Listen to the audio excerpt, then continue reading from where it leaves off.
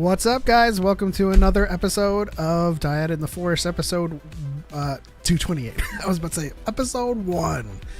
We're a little bit past episode 1. How's it going, Choco? Doing all right. My back is out. Like it feels like I'm held together with tissue paper at the moment. Tissue. So great. How did that happen? No clue. I'm just getting old, I guess. It's like that Brian Regan bit. You just wake up one morning and things hurt and you're like, well, I guess that happens. Shout out to everybody on the TikTok side and the Twitch and YouTube. Shout out to Kenny, VGC, Alicia, Cal4, who's lurking. I'm going to be lurking, finish my workout. Now it's shower time. Right on. Sweet. But we do.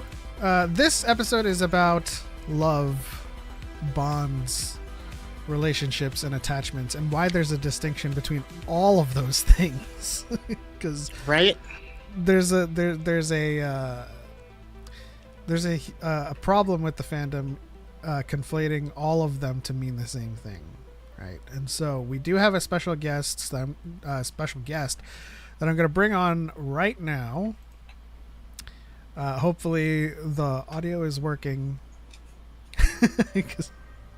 Welcome to DYAD in the Force, Danielle at BangFlashBam.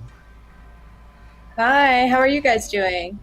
Doing awesome. It's great to finally get to talk to you. We've been mutuals for so long and have always wanted to do something, you know? Yeah,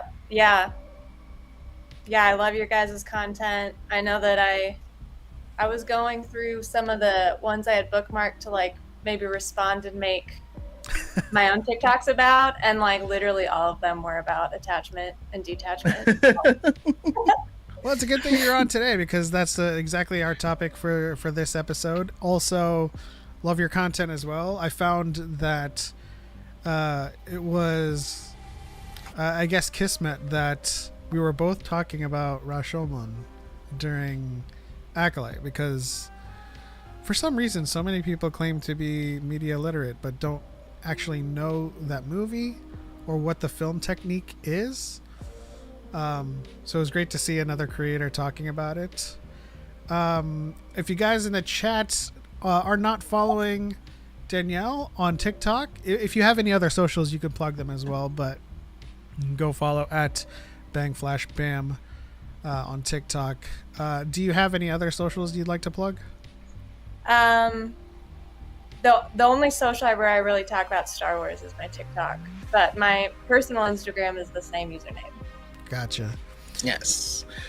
And by the way, we're not limited on when we do the show. We always like to mix it up first. That's why our first segment's called Mixer. And so we talk about everything else that we're interested in. So, two things. First of all, everyone in the chat, have you already liked the stream?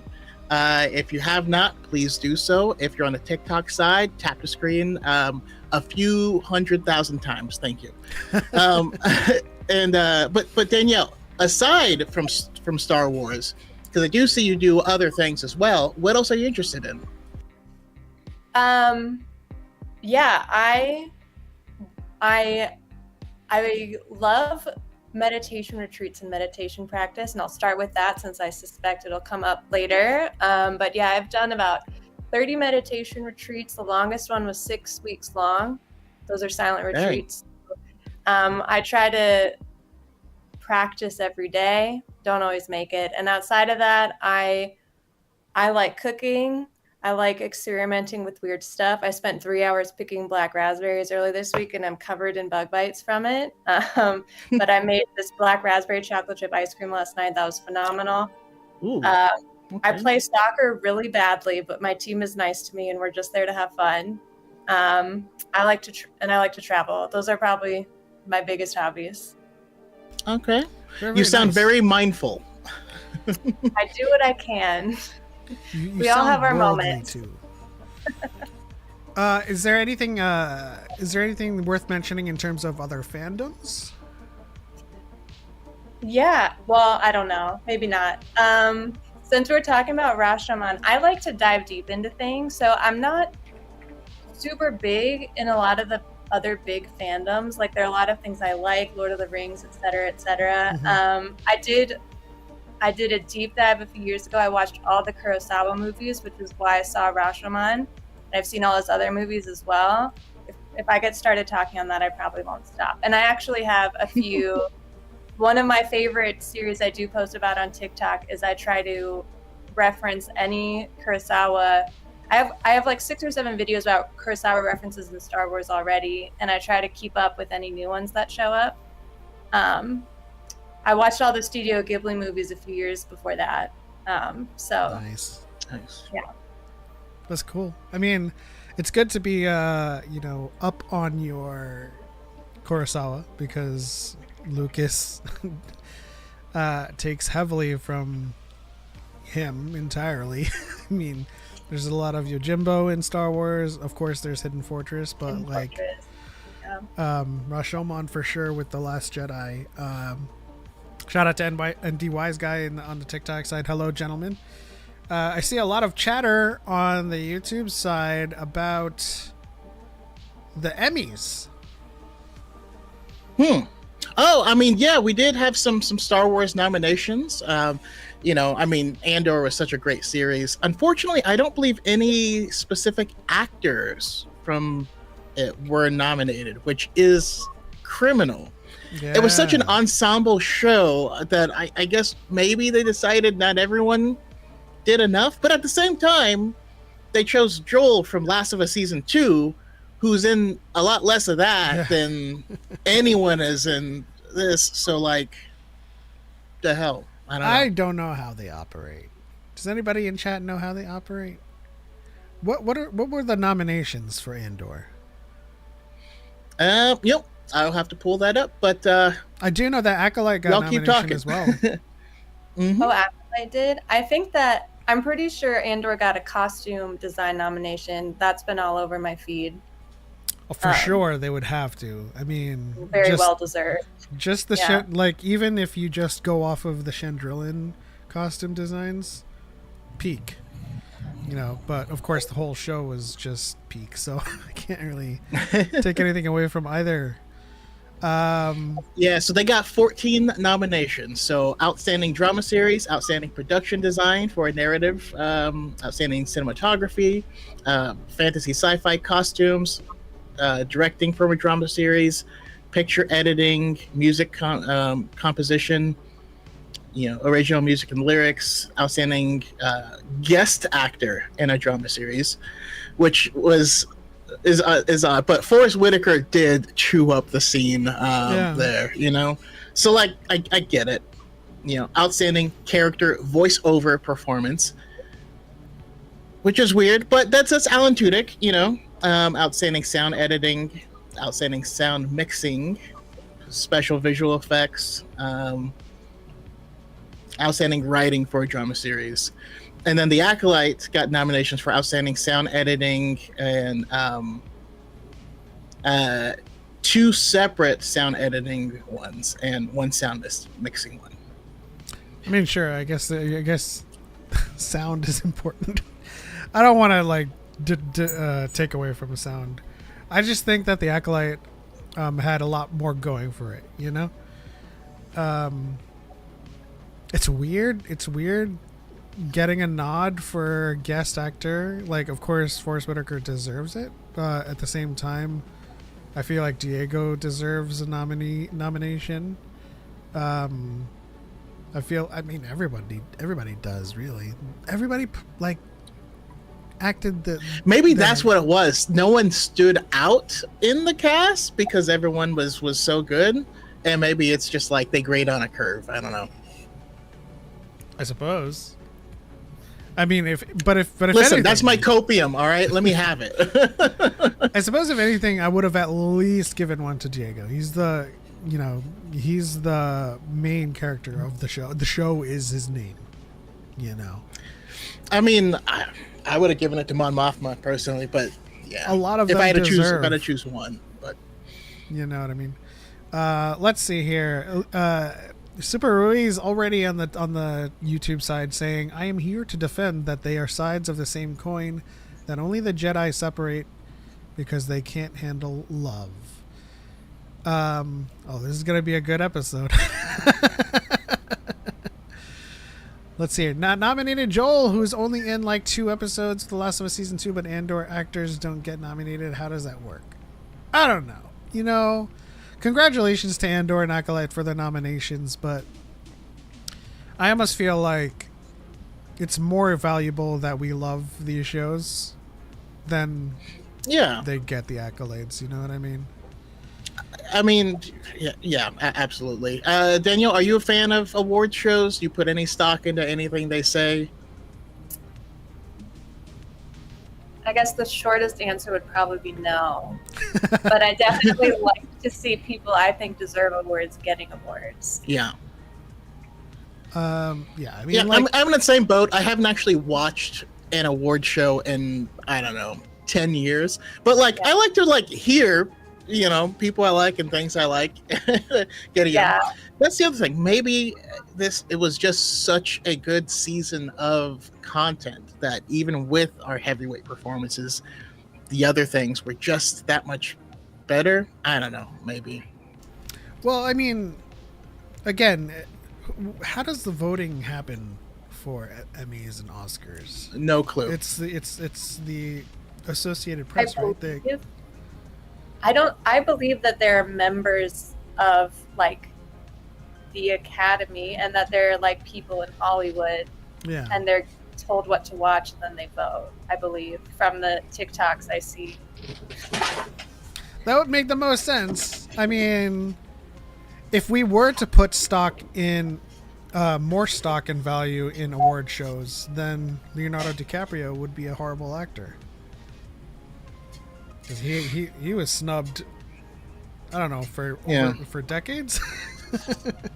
I mean, that's the other thing that happens is like they'll snub an actor, and then like the next year or next time they put up something, they'll give it to them because they got snubbed, even if the project that they did isn't worth it.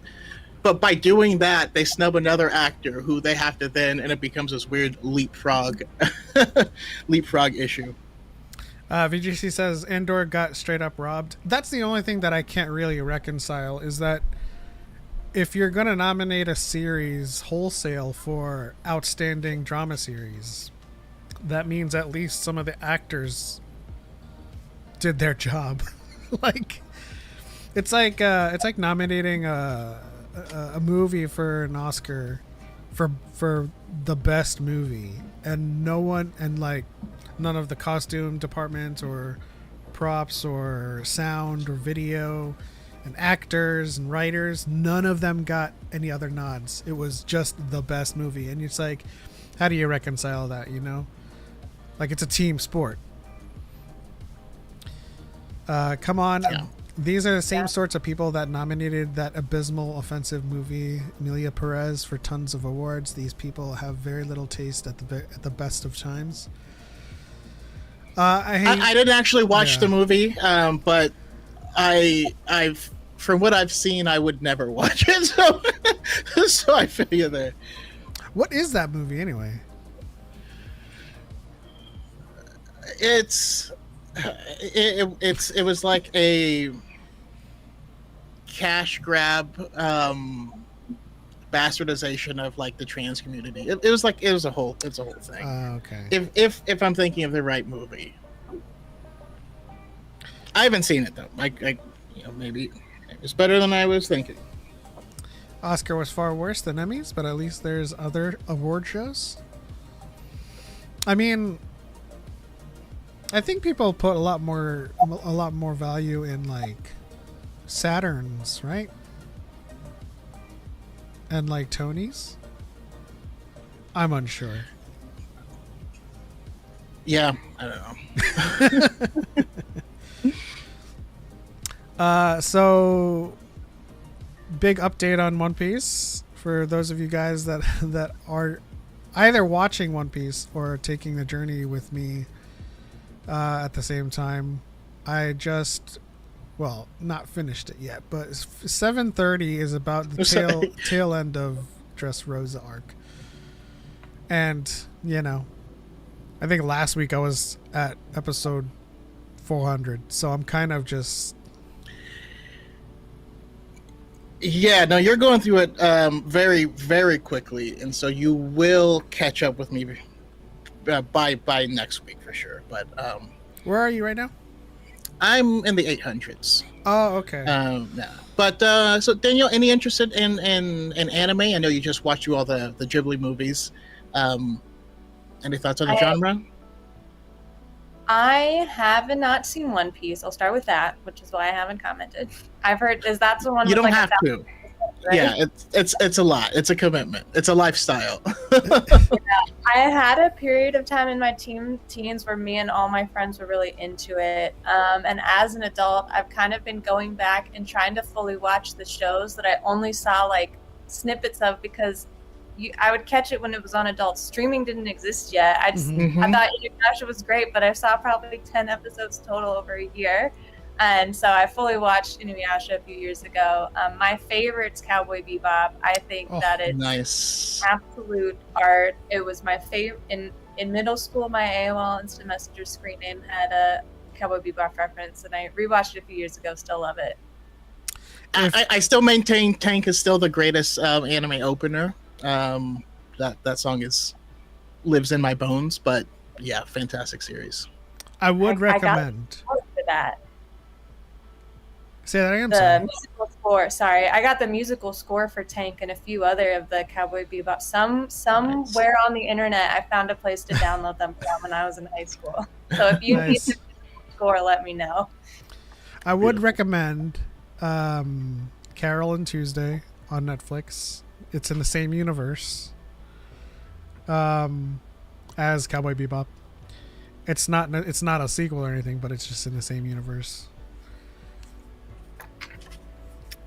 I will definitely watch that then. Yeah. Also, if you're a fan of like musical anime as well, or musical shows where they actually play the instruments. Not that the cartoon characters are real and they actually playing the instruments. They're animating them playing the instruments really well and accurately. Oh, cool. Yep.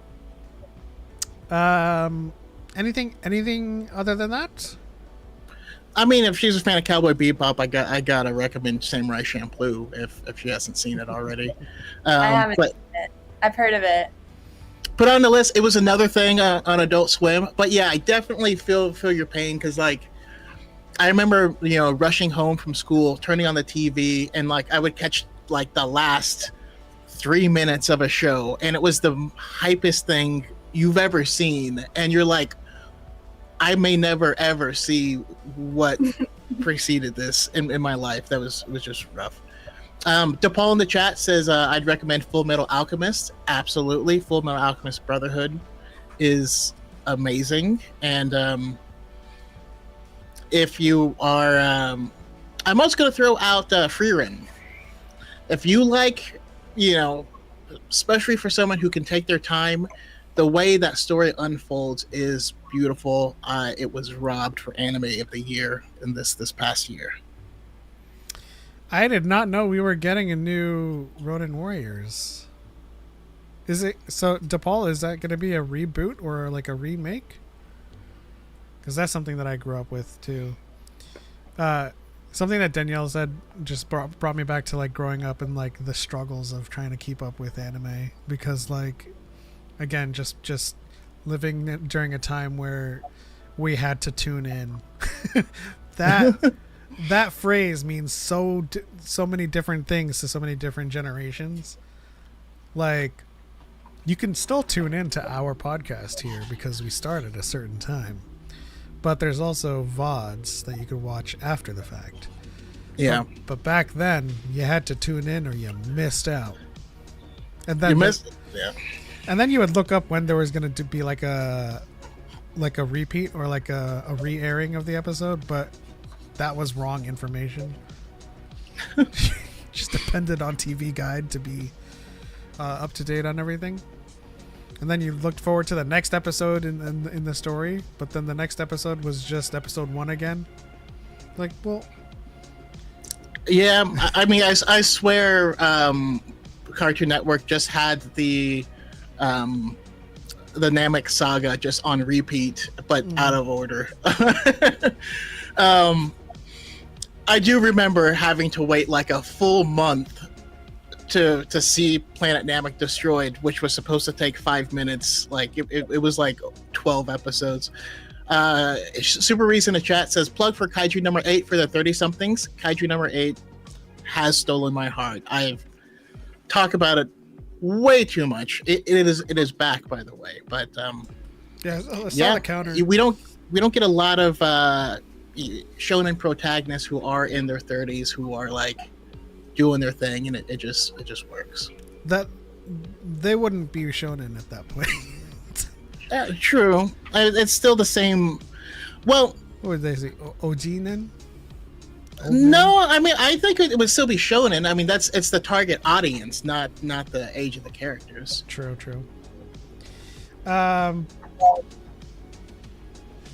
Actually, it's a double meaning, right?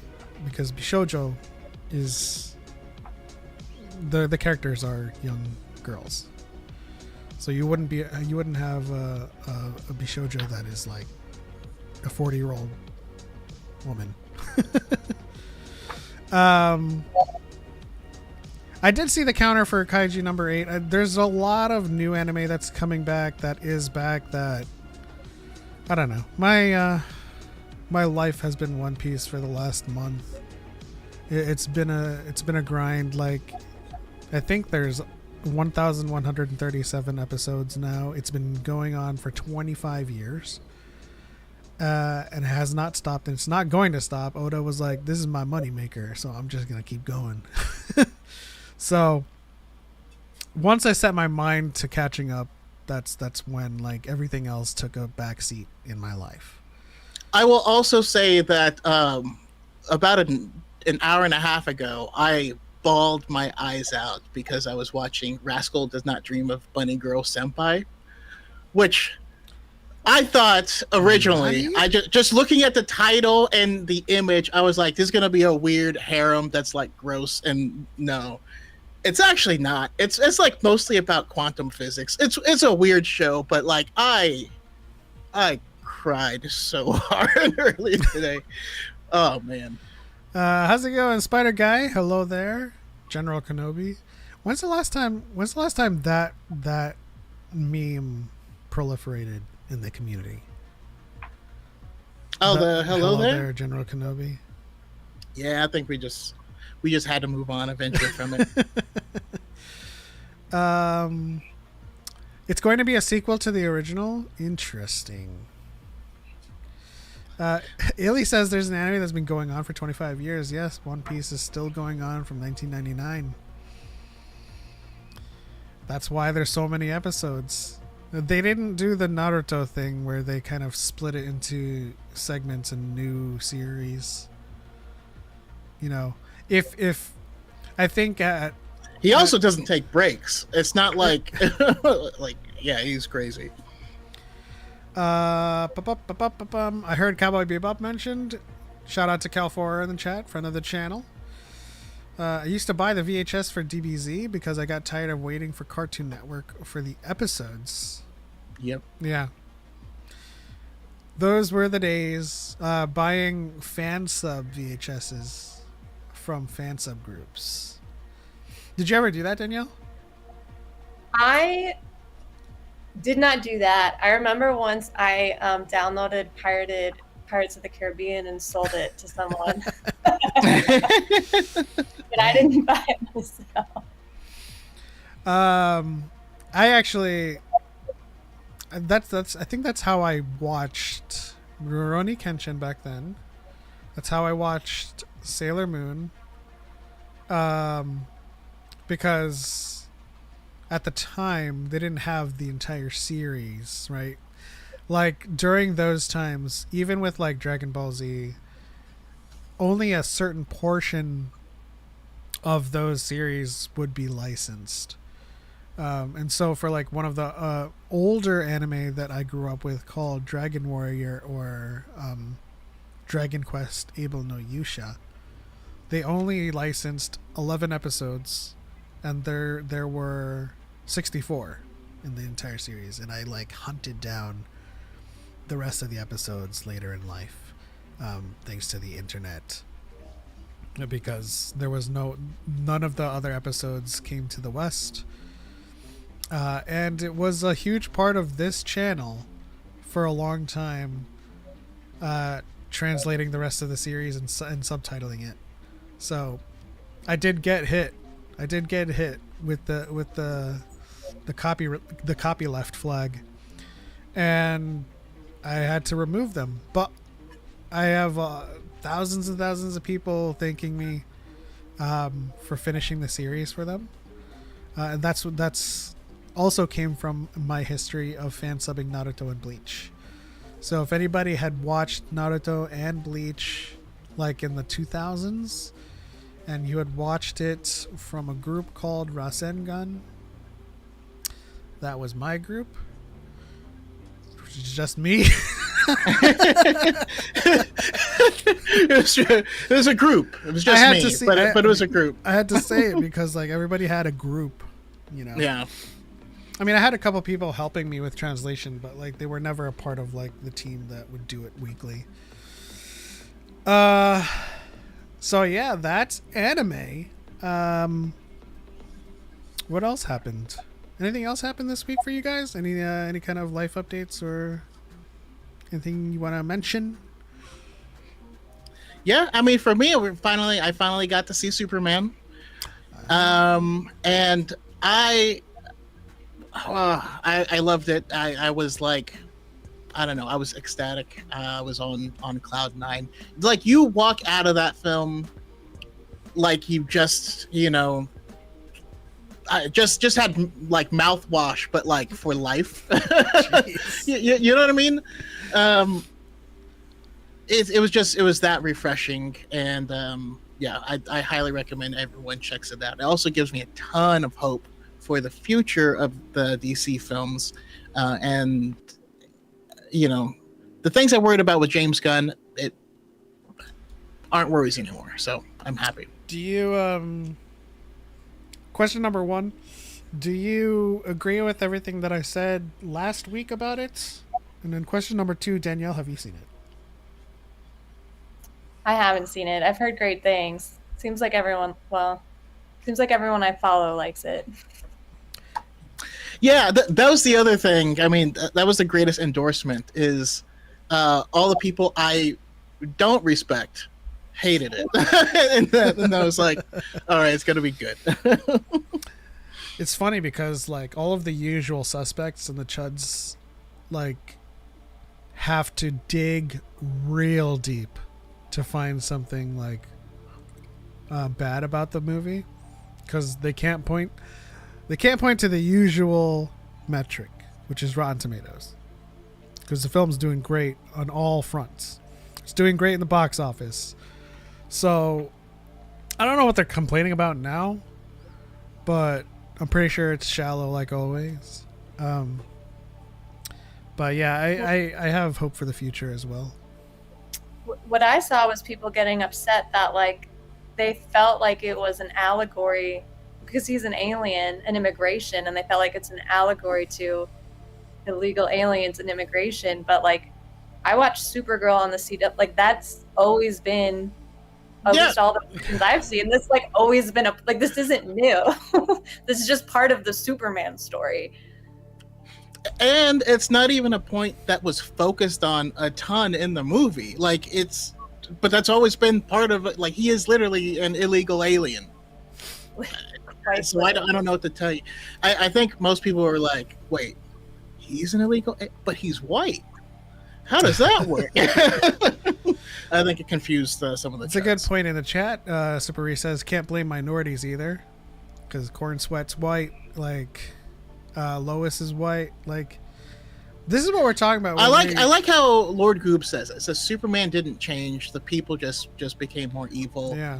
You know, just his message of like empathy and like, you know, maybe hope is the new punk rock. You know, and that message is seen as like Oh my gosh! leftist. It's Talk weird. about mixer topic. My Chemical Romance is getting backlash from the MAGA folks for like their display of democracy during one of their concerts, and a lot of people are going like, oh, My Chemical Romance is woke now, and they're basically misunderstanding how punk rock was born. Yeah, You know, it is literally a political movement. I don't know what to tell you. it's crazy. You know, just like what you were saying. Like, I think they take great offense to a film that they cannot otherwise reconcile why they feel offended by kindness. Yeah, it's just like the Paul says. You know, it's just them feeling guilty. It makes them confront, you know, their thought process and behaviors. Yeah. People complaining about Superman being too woke for being anti-war, anti-murder, protecting the innocent. Yeah, I mean, that's gonna be the title. That's gonna be the title of our official review that we're gonna be releasing in the next couple of days. I'm just gonna put it in the thumbnail. Kindness is woke. So yes, stay tuned, everyone, for the channel for that, because we mentioned light things here, you know, this week and last week, but we'll go full spoiler. We'll go into depth on our thoughts and likes and dislikes, because I had a few issues. I had a few issues with it, but Yeah, for sure. yeah, we'll get into that. I just know that like this isn't we're not even a political channel by any means, or an activist channel, but complaining about kindness, complaining about empathy, complaining about, you know, collective well-being, that's not a political issue.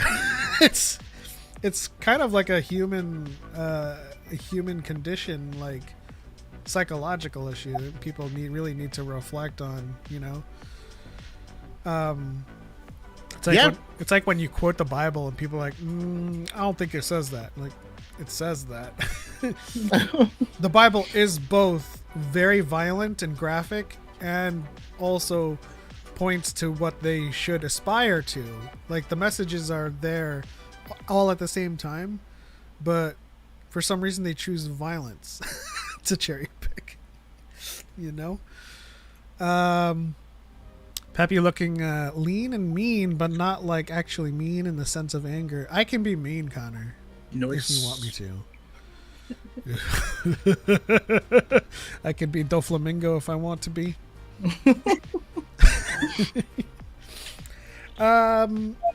Let's see. I mean, the far right peeps do say empathy is a weakness.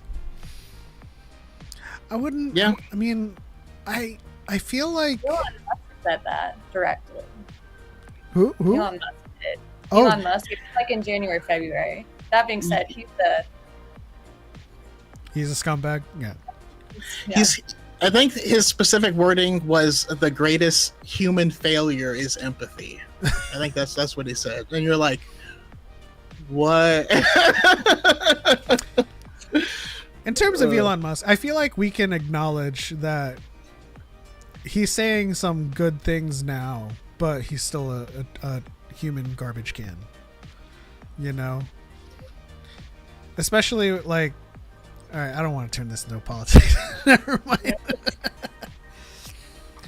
I just know I own an EV and it ain't a Tesla, so I'm glad. Let's see here. Pep is a I saw a puppy dog? Tesla with a Mazda logo on it the other day. I was like, I got you. DePaul says I'm a puppy dog. How do you get that? I can be very terse in my responses to chuds. Yeah, no, it's a good. I mean, I think it's something both do. Like, just being a kind person, but like, don't mistake kindness for weakness. Doesn't mean you can walk all over people. I wasn't taking offense to that. I was trying to get DePaul to elaborate and blow up his spot. Take the compliment. I'm bad at it. Nope. Illy says, when I was little, I thought Elon Musk was a brand of man perfume. I mean, listen, Brandon. You have that mistaken for Choco Musk. Choco Musk smells fantastic. It's like a cafe in your nose. It's great. What musk? So I wear sandalwood. What musk is that? I should have worn the cologne when we met up yesterday. Why? Just so you guys could all experience the Choco Musk. It literally smells like chocolate and vanilla is what it smells like. Like, literally, if you walked into a chocolate shop that also made like mochas and stuff, that's what it smells like. Oh. Okay. Well, I mean, I feel like your charisma is so pervasive that I smell the musk through the screen anyway.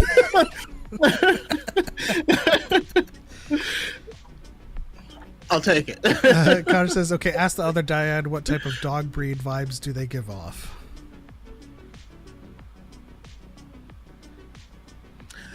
I don't know. I don't think in terms of dog breeds. People in general remind me of animals, and I think of myself as like a bear and a turtle hybrid. I can't explain it better than that, but that's what I think I am. The first thing that comes to mind is you hibernate like a bear and you move through life as slow as a turtle. Because like those are the chief traits of those animals. Well, not a bear, but bears are known as hibernators. Oh no, I'm talking about looks. Oh. Danielle, based off of vibe, what animal species or dog breed would you give myself a Choco? Don't say Shih Tzu for me because that's racist. I'm just kidding.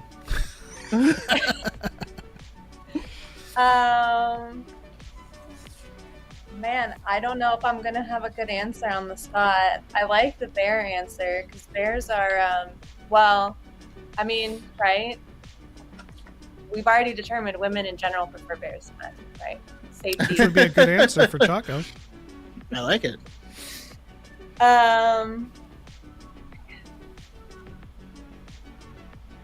A parrot? The hell? I don't know, Parrots Connor. can talk. I mean, labs are known as being friendly.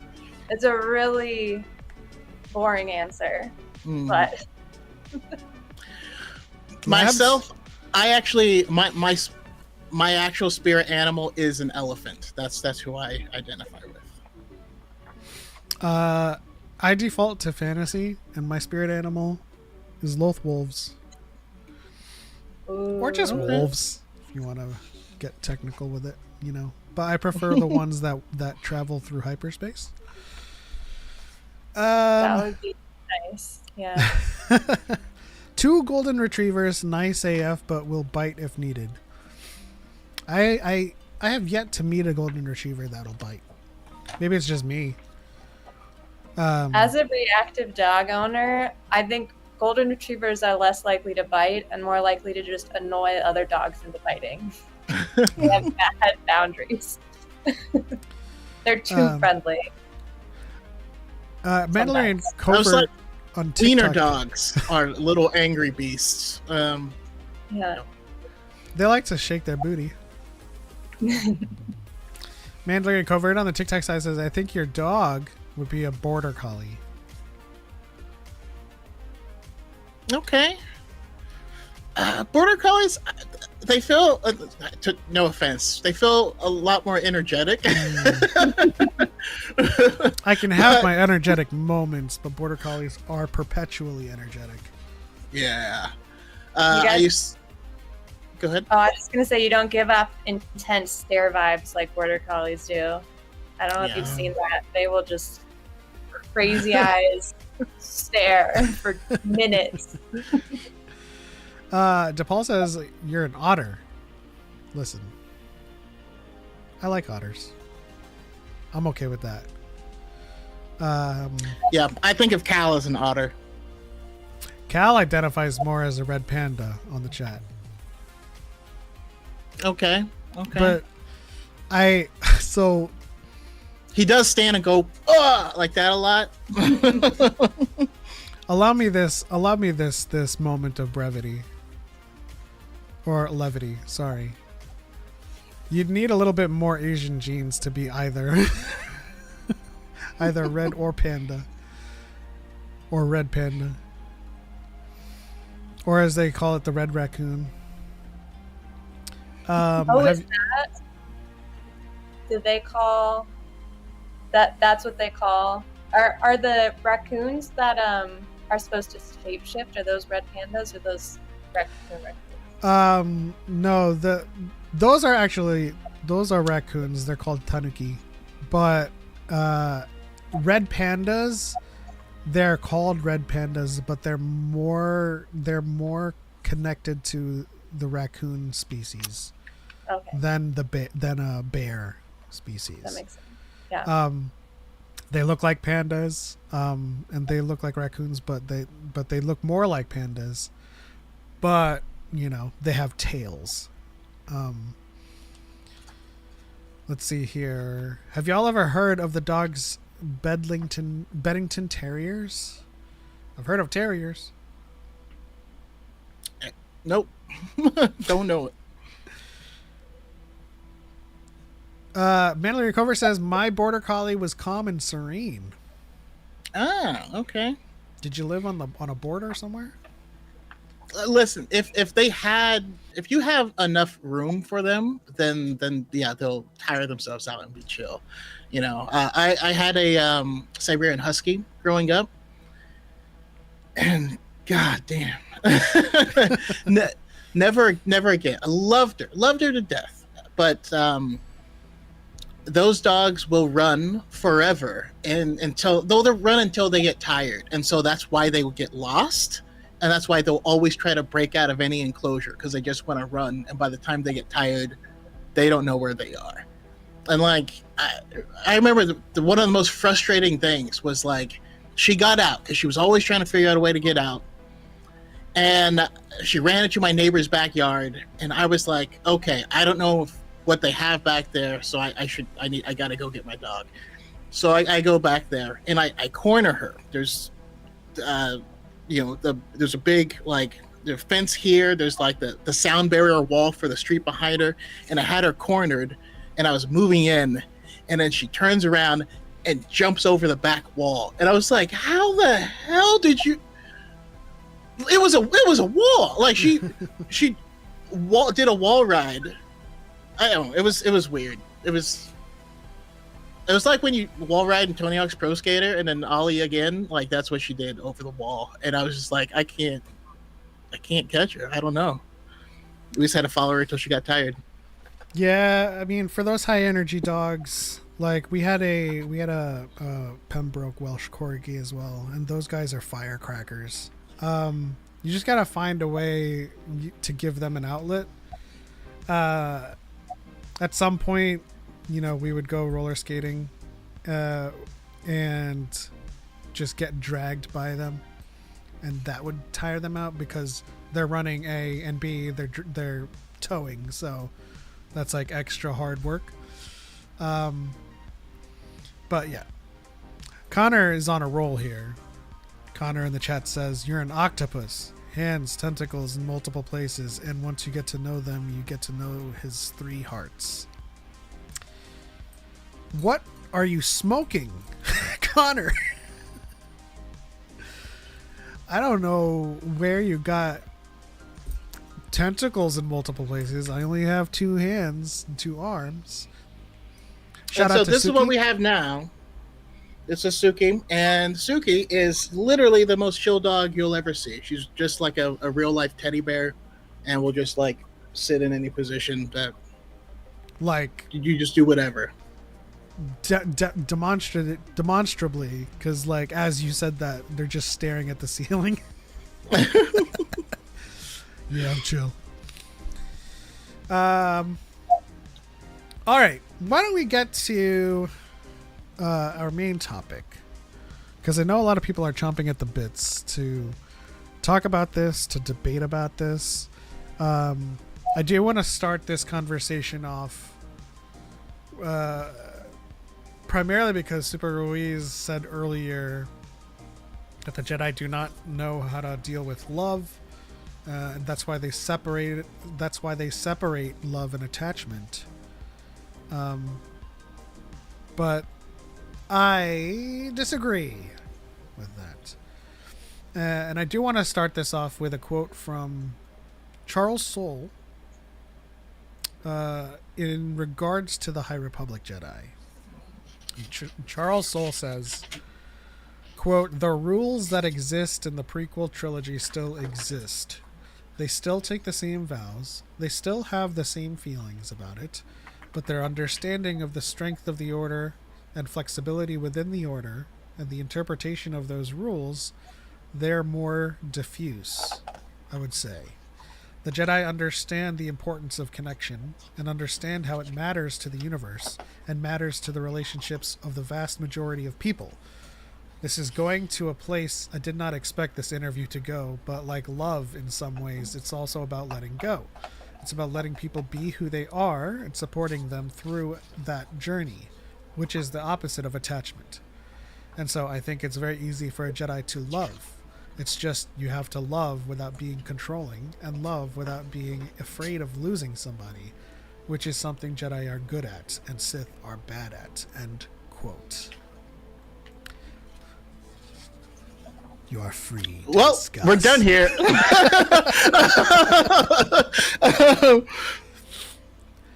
I mean, yeah, that's it. You know. Well, actually, I want to start though. I do want to hear Danielle's thoughts on, especially now that I've heard your background in meditation and things like that. I know you've spoken a lot about like, you know, detachment and stuff. I'm curious to hear more about your experience with it and how it affects Star Wars. You know, why do so many people come to the wrong conclusion? Yeah. This is a topic that gets brought up a lot. And it's interesting. The commentary mentioned earlier said that, you know, in his mind, the Jedi have to separate love and attachment because they don't know how to deal with it. But the separation of love from attachment comes from Buddhism, and it's something that is still taught every day, whether you're in a Buddhist monastery in Asia or if you're attending a meditation class here. Maybe not a meditation class, more a meditation retreat, because the classes will often be very superficial. But you go on a 7-day retreat, these are the Buddhist teachings, you dive into it. You don't have to be a Buddhist to learn these practices. I think that one thing I think a lot of the Western audience, and maybe the global audience, but especially the Western audience, forgets is that the Jedi are monks. And so their teachings are teachings for monks. They're not for soldiers. They're not for everyday people. And monks do still exist in our world, Buddhist, Christian, Catholic, and they take many of these vows that people have called inhumane within Star Wars. But going back specifically to attachment and love, I don't know. I think that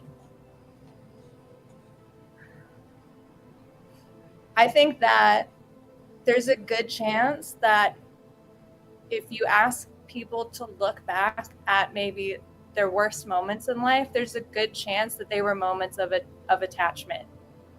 Or fear, feeling threatened, or feeling afraid of losing someone really important to them.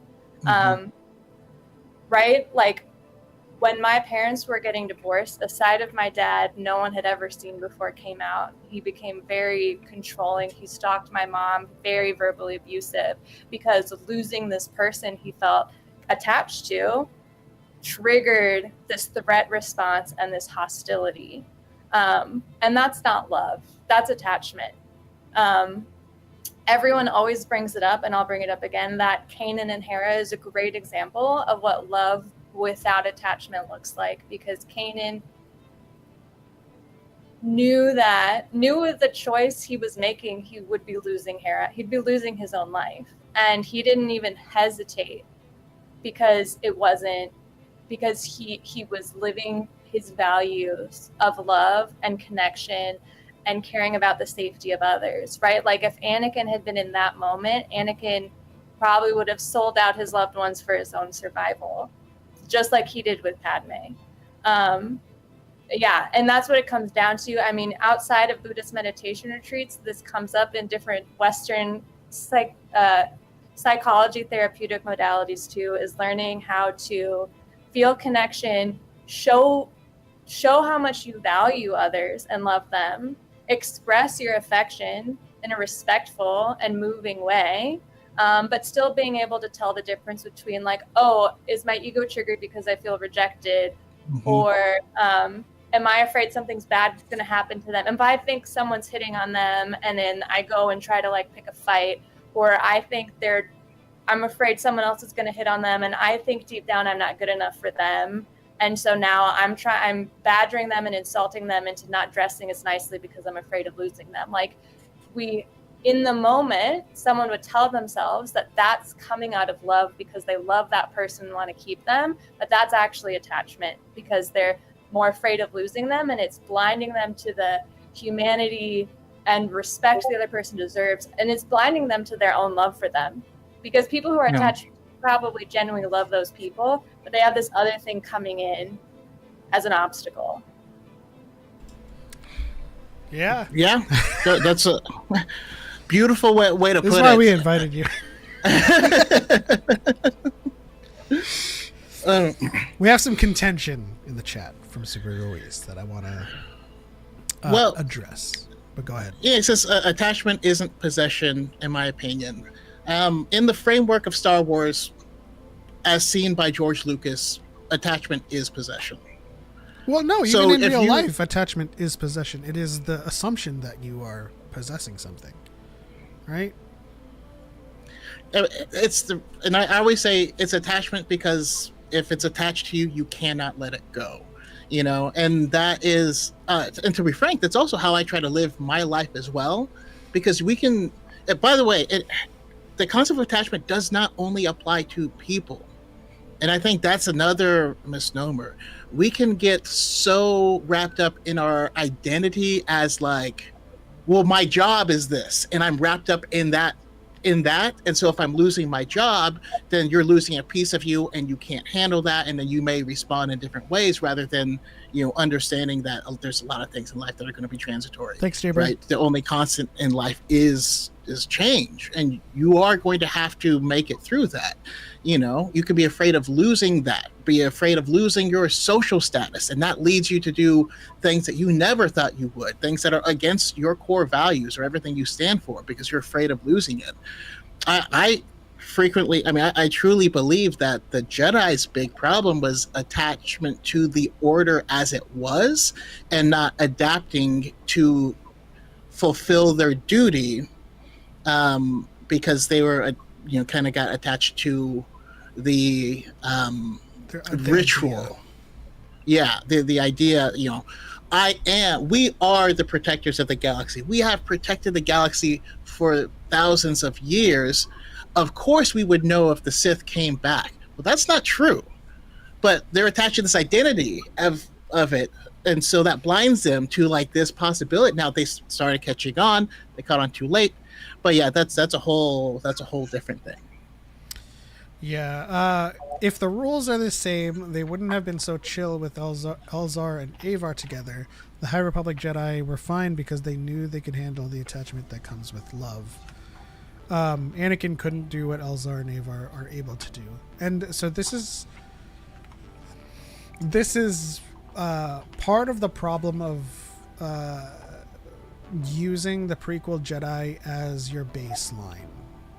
or using Anakin as your baseline, because Anakin is an extreme example of someone who is incapable of handling love and relationship and attachment. He is fully aware of what is frowned upon in the Jedi Order. He says it in Attack of the Clones. And I'll play it for everybody because I have it prepared. Are you allowed to love? Thought that was forbidden for a Jedi. Attachment is forbidden. Possession is forbidden. Compassion, which I would define as unconditional love, is central to a Jedi's life. So you might say that we are encouraged to love. And there you go. I mean, we say this often. Unconditional love means no strings attached.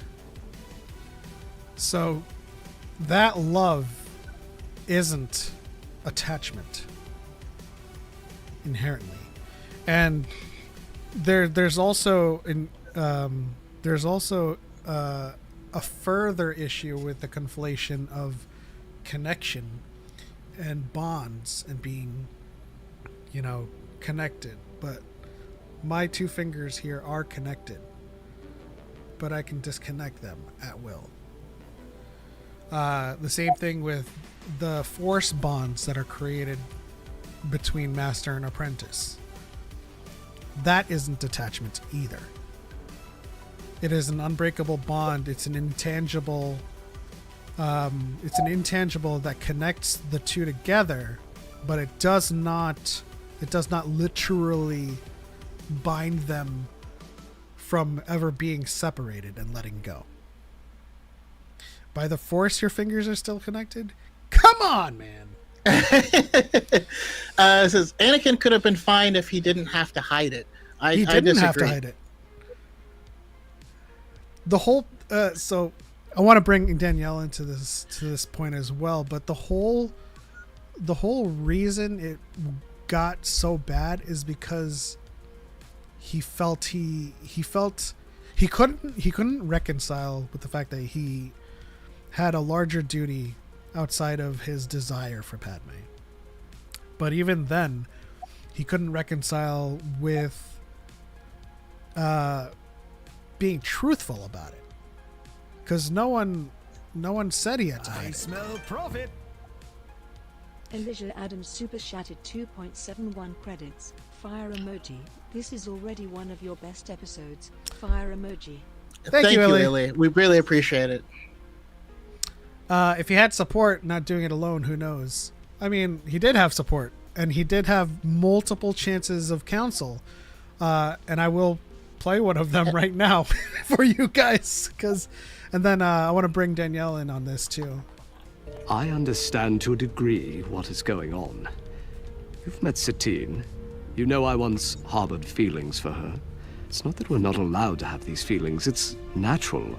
Senator Amidala and I are simply friends. And friends you must remain. As a Jedi, it is essential you make the right choice, Anakin. For the Order. Pay attention to that face at the end. That's not someone that's accepting of Obi-Wan's counsel there. And I feel like Obi-Wan knows. That's why he brings up Satine. He knows that Anakin has these feelings. He's like, yeah, you can have them, but remember, you're still a Jedi. And I think that's something that people forget about the Order, because nobody has ever been expelled from the Order for having a relationship. No, and and we've seen it. We know Qui-Gon had a relationship. We know, Obi-Wan had a relationship. We know, what's his name, Rael Averross had a relationship, and we also know that it's super common. It's very like all of the Jedi growing up have relationships with each other, and there's like, yeah, they'll grow out of it or whatever. And again, this is not High Republic Jedi. This is Jedi. This is, I mean, if we look at what Depa Billaba told to Kanan, the night of Order 66, right? So this is peak prequel Jedi, right? This is what she was taught. And let me... Damn. I thought I had it right here. Well, while you look for it, Superri says Obi-Wan telling him not to love Padme isn't support. He never said not to love Padme. And I feel like if it wasn't already implicit, Obi-Wan loved Padme too. Right? He said, friends you must remain. And here it's the point that he makes when he says to Satine, had you said the word, I would have left. Because he's making the distinction between what his duty is and what he wants. And if he's going to pursue what he wants, he's going to leave the Order in order to have that attachment and love. But because he's a Jedi, he recognizes that his duty comes first. And that's the same thing that Elzar and Avar says. We're together, but our duty as Jedi has to supersede our relationship. Right? And what Obi-Wan says in that clip is, friends, you must remain because you must think about your decisions in the Order. But Obi-Wan doesn't say, you can't leave the Order and pursue this love. Yeah, and that's the other, you're not tied. You don't have to be a Jedi. You're not required to be a Jedi. You don't have to stay in the Order. If you don't want this commitment, you don't have to have it. But the quote I was looking for was from Depa Billaba says to Kanan, you must not grow too attached, too fond, too in love with life as it is now. Those emotions are valuable and should not be suppressed. But you must learn to rule them, Padawan, lest they rule you. Yeah. Sorry, Daniel. Your thoughts on all of this? Oh man, I thought of a few things to say, but I was listening to you guys, and we'll have to see if I remember them. Oh yeah, going back to the person who commented that Anakin's only issue was keeping it secret. Keeping things secret does add a level of pressure and frustration that can definitely make things worse. But like somebody who's willing to murder children is somebody where like the secret was not going to make a big enough, like he wouldn't have been fine. Yeah. That would not have been enough to be fine. He needed a lot of therapy and to be taken out of violent situations. Like, yeah. But yeah, you guys both brought up great points. And I can't remember what else I had thought to say, but I'll speak up. But I mean, there is one of the greater points though is that there is no place, no book, no comic, no film, no nothing in Star Wars that ever says love is bad, that ever says you cannot love. That's not a thing. You know, they, like I said, they are encouraged to love. And what's interesting, and I also believe that this is a uniquely Western issue.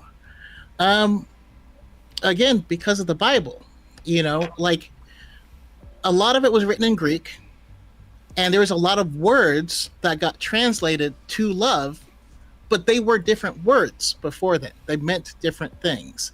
And so,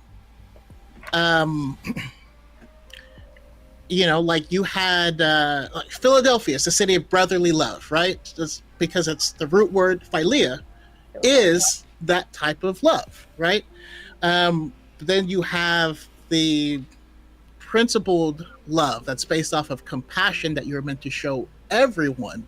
Literally, the golden rule, you know, like love your neighbor as yourself, is agape, and that's literally the prevailing mode of the Jedi.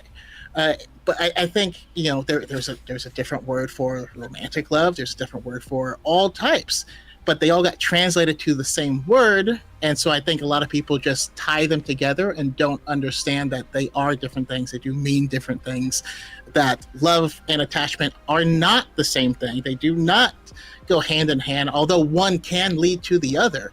Now, there is a huge issue, though, where you can go into, like a Jedi can go into a relationship saying I'm going to continue to put the order first no matter what. But you can get caught up. You can fall too deep into it, and then you can make poor decisions like Anakin of not putting the greater good, which if you are a guardian of the galaxy, your job is to put the greater good ahead of yourself and ahead of, the people around you. And if you're unable to do that, that becomes the problem. I had somewhere specific I was going in it, and then I lost it. Well, Super says, friends you must remain if you stay with the Order. So that's not what Obi-Wan said. And I feel like this isn't a binary choice.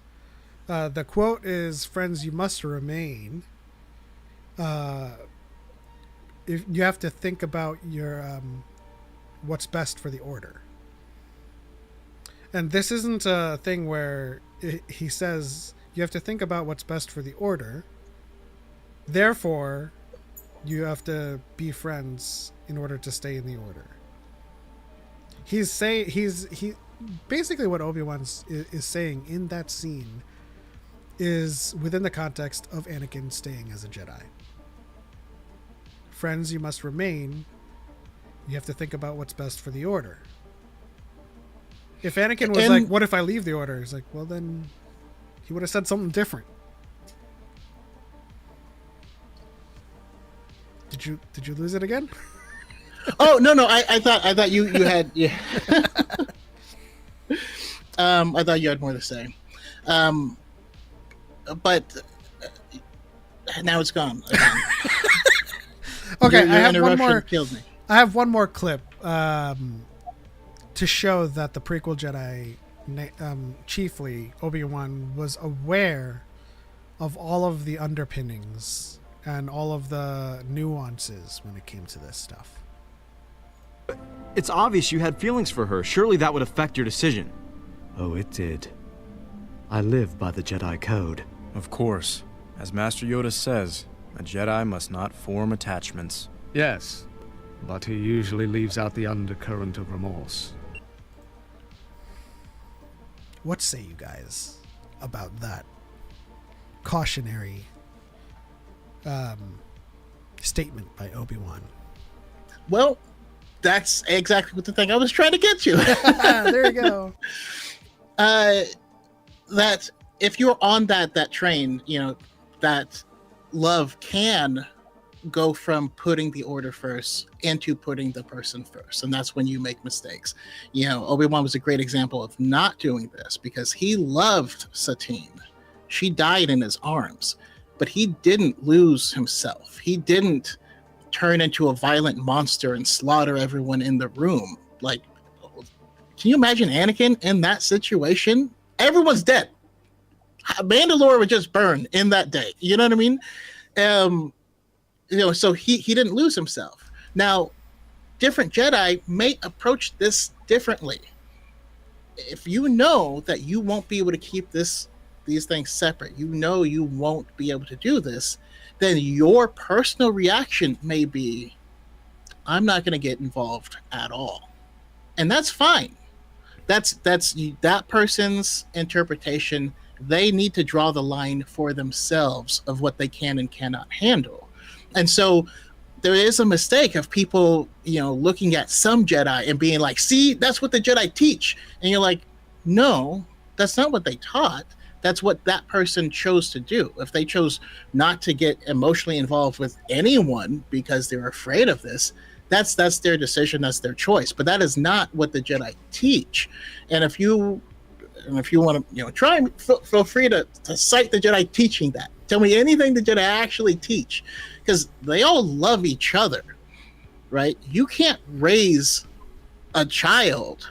If you have a Padawan, you are raising this teenager, right? Obi-Wan raised Anakin. Obi-Wan loved Anakin. He says so.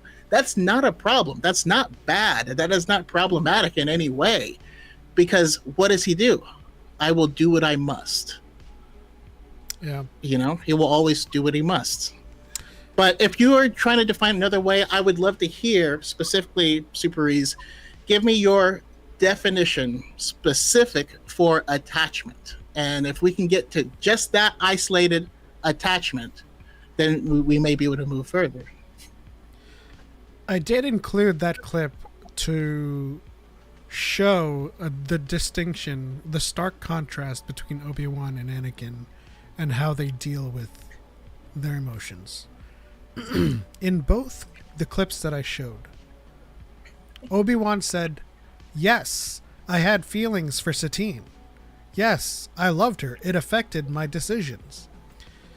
In both clips, Anakin said, "No, we're just friends. I don't have feelings for Padme." He is in denial. So he hasn't yet reached the stage of acceptance. So Obi-Wan has already accepted, yes, I loved Satine. But I'm a Jedi. I have to do my duty as a Jedi. And, you know, had she said the word, he would have left to do, I don't want to phrase it like that. He would have left to do Satine. He would have left to be able to pursue those feelings that he had, you know. I mean, if you want to give the experience of, Cantum Psi as a cross to that. Yeah, so Danielle, do you read the High Republic at all? In 2021, I read every single canon novel, and I have been meaning to pick up all the ones that came out since. So I've read all the Phase 1 High Republic novels, but I have not read Phase 2 or Phase 3. Did you read Midnight Horizon? Yes. Okay, Pretty so sure. this is the example that Choco wants to bring up. Cantum Psi is Yoda's Padawan. And it's actually kind of relevant because you say you blame Yoda, Super Ruiz. So Cantum Psi, for lack of like going too deep and kind of spoiling details, Cantum Psi was Yoda's Padawan, and they wanted to experience love. They wanted to experience a normal life, and they wanted to love and have a relationship, and then just have those like experiences that normal people have. Yoda said, "Sure, bet, go for it." Cantum Psi leaves the Order, has a full life, experiences love, experiences relationship. They find a Force-sensitive young girl who is on the run, who happens to be Lula Talasola, and they bring Lula back to the Order because they feel like that's the best place for Lula. And upon coming back, Yoda says, "That was your great trial."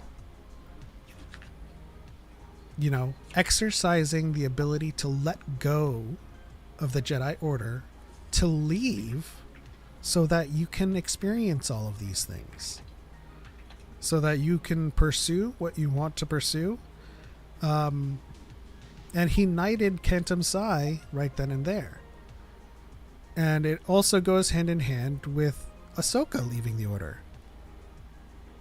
That was her exercising non-attachment by being able to let go of the Order and leave. Let go of her connection to Anakin.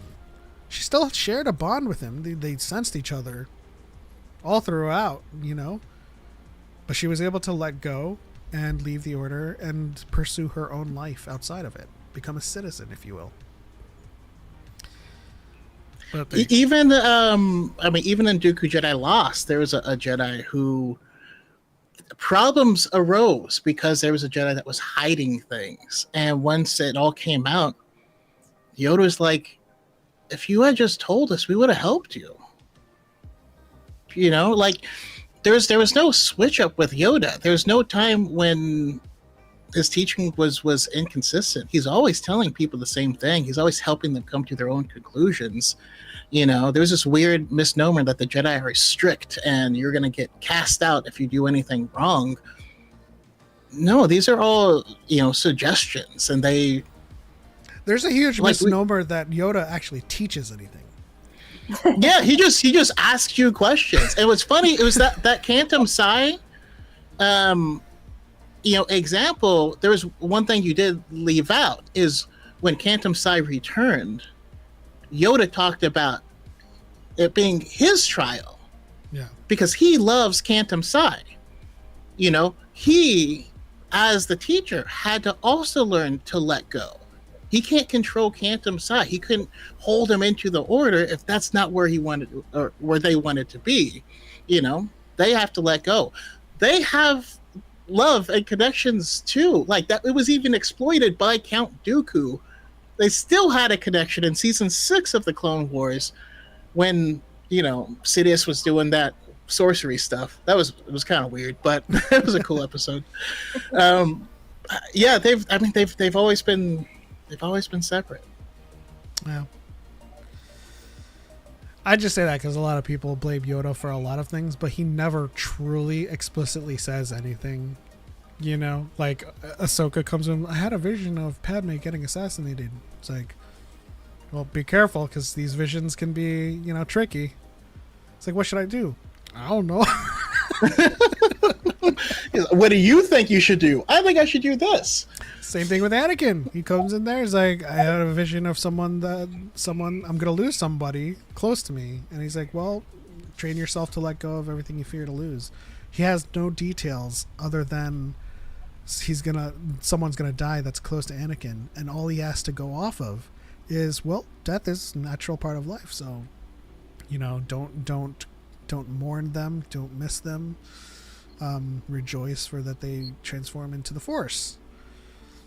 You know, if Anakin had said somebody is gonna get murdered, he would have been like, well, go investigate and see what you can do. Like, it's weird how a lot of people think that Anakin did his best to seek counsel, but he didn't.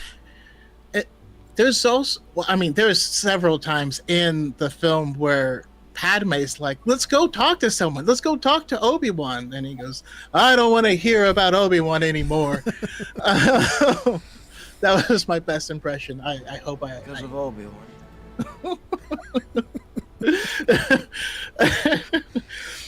But another thing that's interesting is that also, you know, is evidence that this is what the Jedi truly believe, and it's not problematic, is this is how George Lucas lives his life. This is how George Lucas, as a human, believes life should be lived.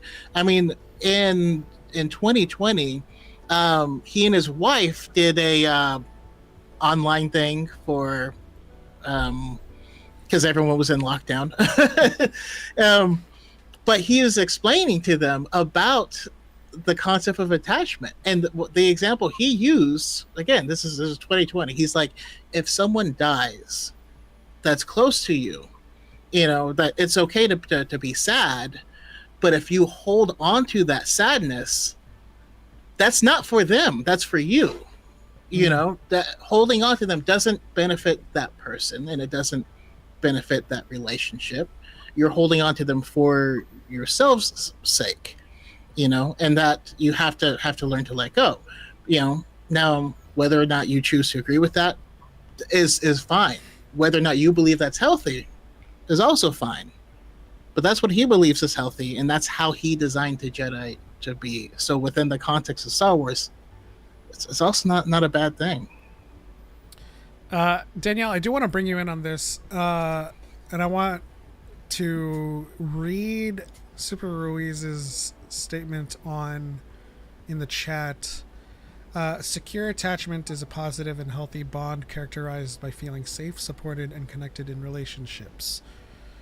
Do you have any insight in terms of kind of creating or drawing a distinction between love and relationship and attachment? Yeah, so I saw that comment and was hoping to get a chance to speak to it. So secure attachment style is secure, insecure, disorganized, whatever. That's a specific term in psychology, and that attachment is not the attachment we're talking about. So Choco talked about how love had different words in the Bible because it's Aramaic, ancient Greek. The word attachment, when you're using it in this like Buddhist sense, also had a bunch of different words from the original Pali. So some of the other words it's been translated as include clinging or grasping. And so when we're talking about the Jedi or Buddhists, what they're talking about attachment being a source of suffering, being a problem, it is this grasping, it is this clinging, whereas a secure attachment that you usually get from your parents, or if not your parents, really hard work in therapy, that is completely different. And that is something that is required to be able to be a psychologically healthy person. I think if we're going into attachment theory, Anakin very clearly was not securely attached. And I think if we're diving into the world of Star Wars and attachment theory, it's really easy to explain that the requirement that Force users have to be young is so that in the context of the Jedi, they can make sure they're actually developing a secure attachment, because these younglings coming in are being parented by the entire Jedi community. And if their teachers are healthy and following the Jedi teachings, they're going to be able to develop this secure attachment through their community that's raising them. So yeah, like this is just an instance where vocabulary wise, these are not the same attachment. These are two different concepts with the same word being used, unfortunately pointing in two different directions. Yeah, that's cool. That's good to know. That's a great point. Also, when we're talking, feel free to jump in. We will shut up. We would prefer to hear you talking than us. So Yes, whenever. There's an interesting thing that we did find out in Star Wars fairly recently, though, and it's that Wookiees who are Force sensitive, they age at a different rate. They don't normally join the Order until they're 40. Now, they have a different experience, though, because they are also raised communally, and their belief system, just like this, their trees and their roots are attached to everything, and they share everything. Their natural community is structured the same as a Jedi. That's why there's no issue or anything there. So I think that's a really cool idea. But what's interesting is this idea never shows up as being problematic when we watch The Last Airbender. Aang doesn't have parents. They are all raised in this community, and they all love each other. They all care for each other. They are monks as well. Yeah, they are monks. Their beliefs are based often on Buddhism, and he actually has to come to that same conclusion about attachment as well. I love that there is a distinction vocabularically. Is that a word? Between how the Jedi use attachment, or how, like, colloquially attachment is used versus like psychologically, because it kind of goes into people's conflation and misunderstanding of balance in the Force as well. Oftentimes it is a scale to them, and it's like, hey, there's 10,000 Jedi on this scale, and there's only 2 Sith, so it's unbalanced. And we regularly have to correct that, because balance in terms of vocabulary can also mean harmony, like a balanced ecosystem where all of the the species are playing their role, and death and decay turn into new life is like a balanced ecosystem. Everybody, they have their prey, they have their predators, and the energy cycles through. And it doesn't mean that there's more tigers than there are lions, therefore it's an unbalanced ecosystem. It's just, how we come to understand what a balanced ecosystem is. And that's why most of the canon examples of balance that we get from Jedi, and thankfully from Anakin later on, is that it's a river. And I love it because the river analogy paints the picture of flow, which is basically like kind of like letting the Force, go through its natural course. But it also paints the picture that when the Sith dam up the river, it's affecting all of the ecosystems downstream. So that's why the Sith throw everything out of balance. And that's why I think, for the most part, George created this this confusion. And the fans created the confusion as well, you know. Yeah, my favorite metaphor, and I don't love it. I'm open to better ones, but my favorite metaphor to kind of try to make sense, explain this like balance misunderstanding is like if you think of a relationship, like saying that it's balanced if there's equal dark and light is like saying a relationship is balanced if there's equal love and abuse. Like a balanced That's a fantastic example. a balanced relationship is one where there can be a balance between harmony and disagreements, right? Like if you say something that hurts my feelings and there's room for me to say, hey, I'm mad at you that hurt my feelings, then you apologize, and then we're back into the things being easy and chill, right? But like we don't want half love and half abuse. If somebody's like half the time you're in really like a lovey-dovey relationship and half the time they're cussing you out, like that's not balance. I've been in that relationship before, and it was not great. Yeah, we all have. That's actually a really great analogy too, and I think like that's what makes relationships, which goes into our main topic for Jedi. That's what makes relationships and attachments for Jedi all the more dangerous, right? And this is why we have to kind of expound upon the Jedi Code, not as a rule for the way of life. Yoda has explicitly said it is a framework, a guide for the Jedi to connect to the Force. And if you are connecting to the Force with emotion, and it's controlling your action, that is a quick path to the dark side. It doesn't say there is no emotion, so that the moment you wake up, you're just emotionless and just kind of listless down the corridors. Everyone's like, good morning. I am supposed to not have emotion. Not a good morning, just a morning. You know? So, and that framework is there because they're all Force sensitive. Right? Having these relationships, having these attachments, getting angry, being afraid, to most normal people in Star Wars isn't as robust of a threat as it is to someone that who connects to the Force. That's why that code is there. Because, you know, the person down the street who's mad that, you know, someone stole an apple is just going to get angry, and it's going to breeze over, whatever. A Jedi or a Sith that gets angry is like on the precipice of committing genocide. Yeah. Force users with lightsabers are essentially living weapons of mass destruction, potentially, right? And they're so much more powerful, and so then they're help, right? Like as far as I'm concerned, ethically, the more power you have, the higher standard you should be held to. Not always happens in practice, and like right, and that's why the ethical aspect of this framework is so important, and that's also why it's so important for the people, the beings who choose to be Jedi, to be willing to mostly refrain from situations more likely to throw them off balance. Yeah.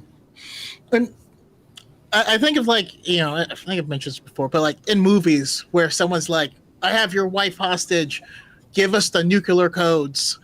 Like you're supposed to let her go. You know what I mean? Like they're going to destroy the Earth. I'm sorry, you got to take one for the team. But you know, when you're at that level of power, Ian, that's essentially what they're saying. And the Sith being the opposite, the inverse, it's funny when you see the conclusions that they come to, you know. My favorite is when you read, you know, Deceived, and you get to the end, and he realizes how much he loves, you know, his Alina, Twi'lek slave girl, which is a weird thing. Anyways, he kills her. You know why? Because he loves and he's so attached to her that he's like, people can use her against me, so I'm gonna kill her so that can't happen. And you're like, and that's where the Sith. You ever seen a happy Sith? You see them well adjusted. Did you see them in good relationships? No, they all are alone. They all have gingivitis for some reason. It's weird. It is just like, another extreme, right? Because he ultimately, his conclusion was that attachment was a weakness. Yeah. But he arrived at that conclusion because the teachings of the Jedi of non-attachment were a weakness. He was following the teachings of Elon Musk. Another thing I think is interesting too is, why do Jedis wear robes? And it's not all Jedis wear robes. Some of them wear their traditional garb and stuff like that. There's no hard and fast rule on what robes you can wear. I get angry when I see the videos of like, this is why everyone was mad that Anakin wore black. And you're like, that's not a thing. No one cared. Luminara they was wore just like perpetually in funeral garb. yeah. But they wear robes because they're not attached to material possessions. They don't even own stuff because they're taught, not to have those attachments. Because today, they're living in a palace. Tomorrow, you might be living in a cave, and you're going to see that they're going to be just as happy and well adjusted in either place because they're not attached to life as it is in either place. They're not attached to niceties or these necessities. They are able to put whatever they need to do first. Again, I mean, if we can continue to look at this beyond the concept of just relationships, like it's really important, and you can see that's also one of Dooku's failings is he always had to have nice stuff. He always, his silk pajamas are sick though. Canon citation: the amount of times that Obi-Wan sheds his cloak and just leaves. Now, how many cloaks does he go through? It's a lot. It's a lot. There's probably in like just a cloak closet at the Jedi Temple. You can, like restock. So as long as he knows there's always going to be new cloaks waiting for him. Just like the people in the laundry department. Just put down like the pile of cloaks, and then Obi-Wan comes by, and they're like, "God damn it, Obi-Wan!" I was thinking that it was more like in their showers. It's kind of like a big towel dispenser, but it's it's cloaks. Like you just pull one out, and you're just like, "Yep." Or like, I hate to bring Star Trek into this, but like the Star Trek kind of like thing that they use for food, like that materializer thing, or the synthesizer. They just kind of like order another cloak and just like. That was funnier in my head. Let's see.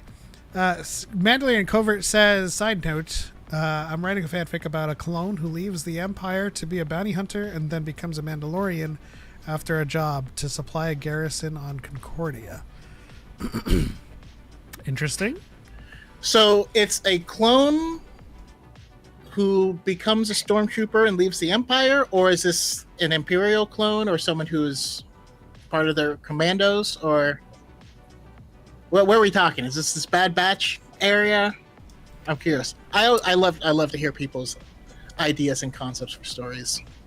I know Super Reese, you said just kidding, but when you said is there a Sith that's like, kind of like straight and narrow, you said Chimere. I'm kind of interested to hear the reasons behind that, because he's pretty unhinged.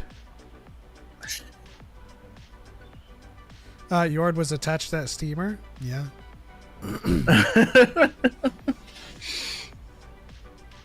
Bring back the High Republic cloaks and outfits for the post-Tross movies. I would like that. To. The golden embroidery. Actually, well, no, this doesn't have to be for post-Tross. Bring back Jedi armor. Namely, just bring back Satele Shan wearing that armor. I'll be happy. Covert says Republic clone who leaves being a stormtrooper to be a hunter. Kicks? No, he was never a stormtrooper. He just got frozen. No, but I mean, it's sounding a little. Oh! I'm sorry. I have a cat that will sometimes jump on my leg, and if I move my leg mid jump, I get claws, and it hurts very, very badly. I did not know he was jumping in that moment. Unlike This is Suki, Thane, not chill. named after Thane Kyrell. If you know, you know. From the Lost. Have you read the Lost I don't- Stars, Danielle?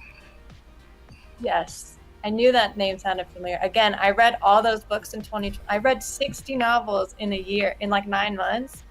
I was a real expert for like a year, but they're beginning to kind of blend together. No, you're still an expert. You know 1,000% more than like the vast majority of people. I also forgot that Kyrell was his last name because, like, every time we bring up Lost Stars, I always think of them as a package deal, and it's Thane and Sienna. Oh. When you said Thane Kyrell, I was like, that's his last name? Sienna Yeah, Marie. I also chose Thane because I'm a big fan of Thane Krios from Mass Effect as well. the little eyelids. He's the only romance for my female shepherd. California says, I would die if we got an Old Republic show featuring a Satele. I wouldn't, because then if I died, I wouldn't be able to experience it. Actually, I would be Sanji. I would love to hear. Sorry. I would love to hear Danielle's idea. If you could commission a book or a project, given the stuff that you love, how would you what would you want them to make or tell a story about? Luckily, this was going around TikTok a few months ago, so I've already had a chance to think about it. I really want a chill comedy adventure series where I'm not completely stressed out about my favorite characters potentially dying. Yeah. That sounds like you read Fallen Star last and haven't gone back. That's the last High Republic novel I read for sure. But yeah, so the movies tend to be real high stakes for my taste. I mean, I watched them. Well, I got this real bizarre comment on a TikTok yesterday about I had mentioned that I loved Andor season 2, but I hadn't rewatched Rogue One yet because like I was gonna be too sad now. It's like I'm not in the mood to be sad right now, and they were like really confused as to why you'd be sad from Rogue One, and I was like, how do you watch Rogue One and not be sad? They were like, I had to check you weren't a bot because you said that, and I was like, what? Who watches Rogue One and isn't sad? But yeah, going back to like sometimes they hit a little hard. I don't process cortisol. I'm not the best with cortisol and adrenaline. So, like, and there's some great like little adventures in Clone Wars, but obviously like there's a lot of high stakes arc too. And I'm like, if we just had like a chill, maybe set in the High Republic, just like a sitcom, I would be very with the stupidest jokes that take the camp from Poe pretending to messing with what's his name, the redhead With Hux, yeah, that kind of humor, goofy sitcom, but like amazing with the amazing sets and costumes that we see. That's what I want to see. Nice. Okay. I mean, I would love to see that as well. I often think of especially in the High Republic, we had the junior novels, and those were some of the best books in these series. They were just fun. Just fun romps, really. Yeah.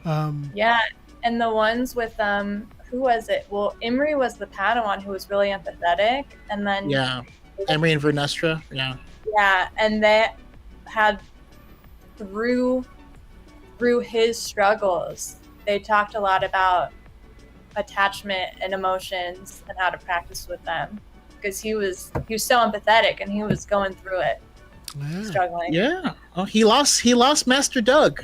Yeah. I still love Mr. that. Doug funny. Yeah. Mandalorian cover says an OC called CT1313 Shadow. Isn't that a little bit derivative? It's the covert. Isn't that a little too, you know? For those that don't know, Boba Fett used that designation when he was infiltrating the cadets as a cadet. So it's a little derivative. When 1313 being the, yeah. That video game too. Yeah, I mean, it's a Coruscant level, but that video game also turned into a Boba Fett game. I also tell this story all the time in regards to Fallen Star and just like the ever-present perpetual threat to your favorite character. The book slipped out of my hand and I caught it midair, and the page that ripped as I caught it was the page "This happened to my character." It was an omen. The Force acts in mysterious. I still remember the edge of my seat feeling when Elzar was in the little thing going down, and the leveler was approaching him closer and closer, and they drug that part of Fallen Star out so long. He made it, but like my pants did not, you know. Jesus Christ. You chose to wear the brown pants today? Exactly. Those what did they call them? The unnamed? The nameless? The nameless. Yeah. Did they eventually get a name? I'll read the book soon. Those, even through reading, stressed me out so much. It's not a huge spoiler. Are you asking for real, or do you want to find out their name? I'll find out myself. All right. When I read. Would you want to come back on after you read them? Because we'd love to talk to you about them too. That gives me an extra reason to actually go find them, and I've got a year and a half of comics to catch up on too. I'm behind. Yeah, that's hard. There's so many, and there's like so many like mini like 4-issue ones too. Like for a long time, I was able to keep up with Star Wars and Vader, and it's like, you know, it just keeps going. And then there's like Adventures, and then Tales of Starlight, and then this offshoot like there's so many like solo comics and offshoots that you just fall behind on comics so much. Yeah. Well, also, I mean, I got interest outside of just Star Wars as well. Lord Goop says, still not over the Star Wars Hunters cancellation. Because I didn't get to play the game. It was gone too soon. It was coming out in PC. If you, but for Danielle, if you do want a fun, lighter, lower stakes romp, there was a book that came out alongside the Star Wars Hunters game. Because essentially, Star Wars Hunters, it's like wrestling for Star Wars, where these characters, you know, we see these people, but these are actually personas that they like fight each other with, and people bet on the fights and stuff. And it's a fun little romp. In addition, one I think you would specifically really love is Living Force by John Jackson Miller. The Living Force. 10 years before Phantom Menace? Yeah. Obi-Wan's still pretty young in there. But basically Qui-Gon calls out the Jedi, and he's like, hey, y'all are spending too much time up in your tower and not enough time with the actual people. And then they said, you know what? You're right. Let's do it. And so the Jedi Council goes out and they do this mission, and then shenanigans happen. And like Super Reed says, he says, well, Mark Thompson has hurt me so much with the audiobooks and the era. Mark Thompson in this book, if you go audio, is such a delight. Yariel Poof will become one of your favorite Jedi, but you get to see the personalities of all the council members and how they see the world, how they're all different. Yeah, it's a really good book. That sounds like I'll enjoy it. Yeah.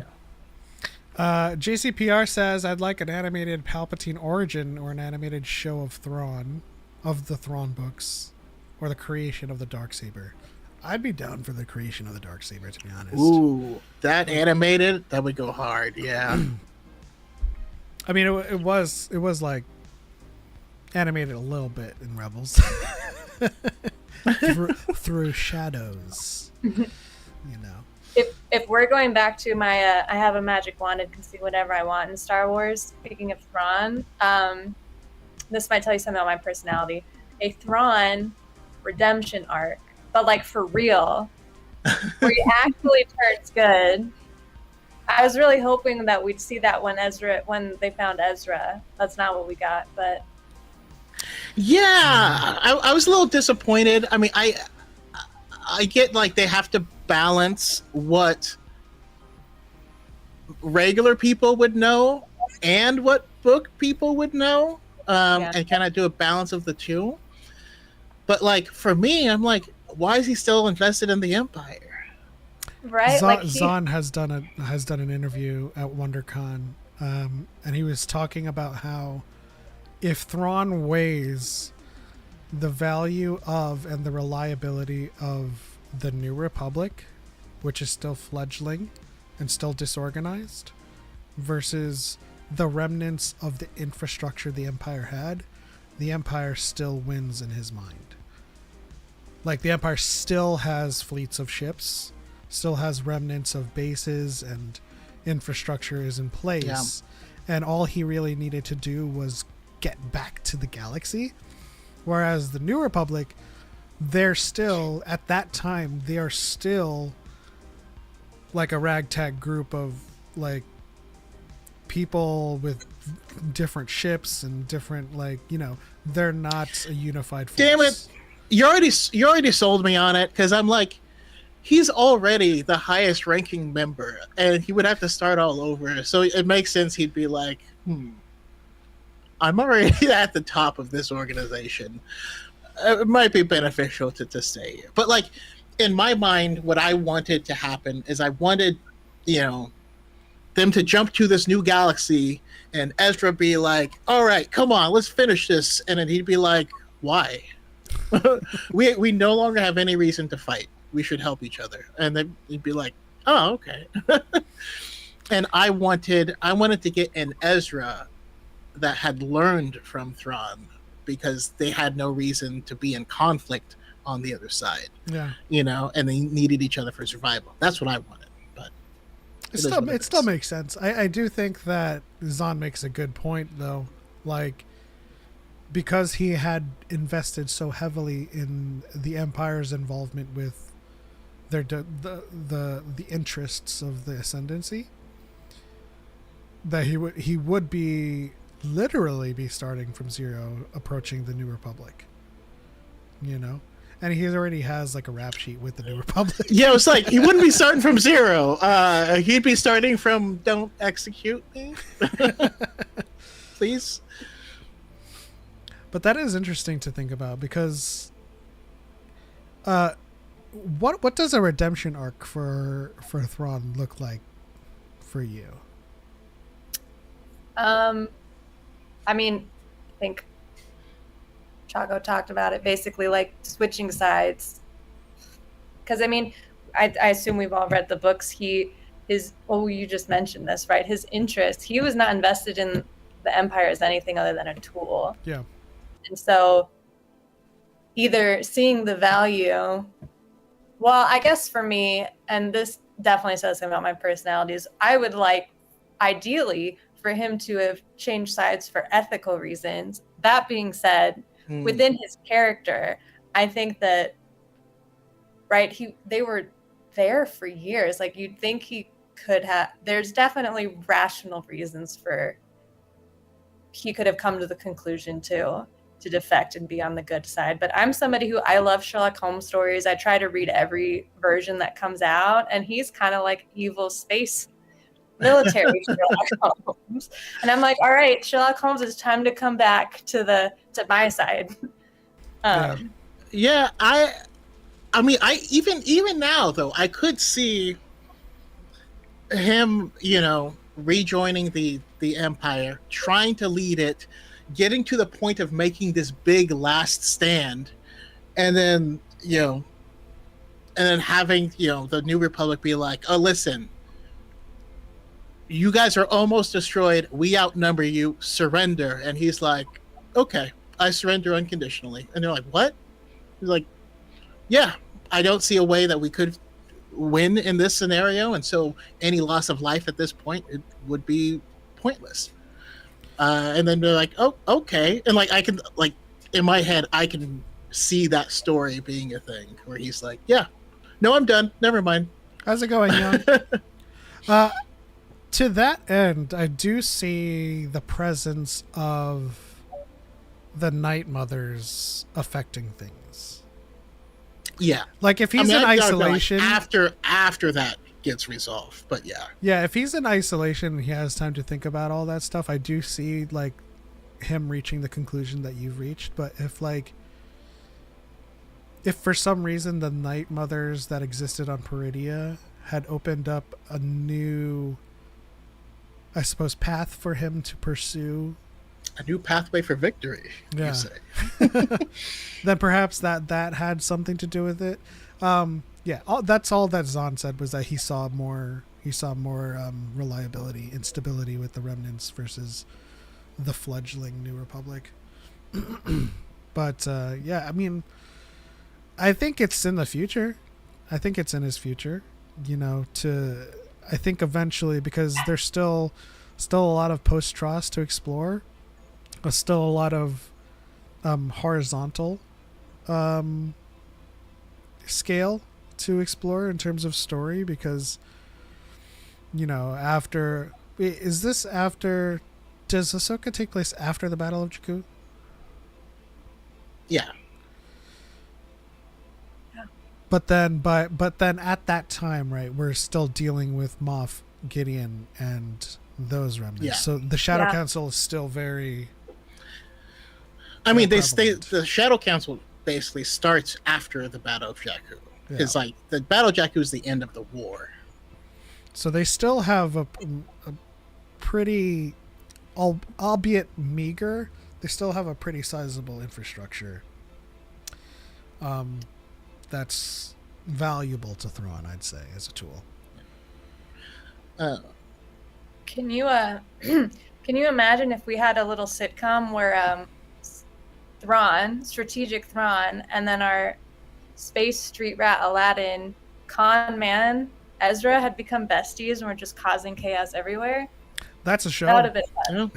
That would have been fun. Seriously, there's room for that too. I mean, they were there for 9 years, right, on Peridia? Yeah. There's a lot of story there. I still maintain that the best would be an action sitcom that takes place on Coruscant in Dex's diner. It's Dex. He's got all of his regulars. You have all the normal hijinks as well, but he has spent time in the military as a miner. He knows about the Camino saber darts. Like, he's seen some stuff, and so my pitch is that he's actually in the witness protection thing, and so thugs and stuff from his past will show up from time to time, and then or he needs to be protection for his neighborhood where people think he's a mild-mannered like chef, and then he's like, that's what I want. Right, and every few episodes they can have just some huge character from other things, just like in the background drinking calf to please everyone. Yeah. Just Yoda in the corner booth sipping on calf and chewing his stick. No lines, he's just there. Lord Goop says getting a scene of him just reviewing if the New Republic would be a better ally to the Chiss than the Imperial remnants would have been cool. I would like to see that, yeah. Although I don't think that. How does Thrawn on Peridia gather intelligence on the New Republic? I mean, he was using like Night Sister's magic to like send stuff back and forth, and so we don't even know how much he knows, but there's some. But new idea. Thrawn is leading the new empire. He's having his face-off with the Republic, and at that point, the Grisk attack. And then he's like, never mind. Misa thinking, Weesa being friends. And that's how he becomes a good guy. And all his Imperial soldiers are like, what? New Republic, and they're like, okay. And the Imperial soldiers are like, I don't know about this. And think of the hijinks that would ensue from them having to join together and like, but they kind of hate each other still, but those are worse guys. So, yeah. Enemies to whatever is one of my favorite tropes. It's been suggested in our chat before, but I do like the idea of a Harry Potter Jedi like youngling show, where like it's like they go to Jedi classes. It's like and stuff. It's like it revolves around 3 younglings. Yeah, and they're going to classes, and they're just a whole bunch of like innocent, youthful, adolescent shenanigans ensues. Star Wars Saved by the Bell. Yeah, basically. But it also has like a double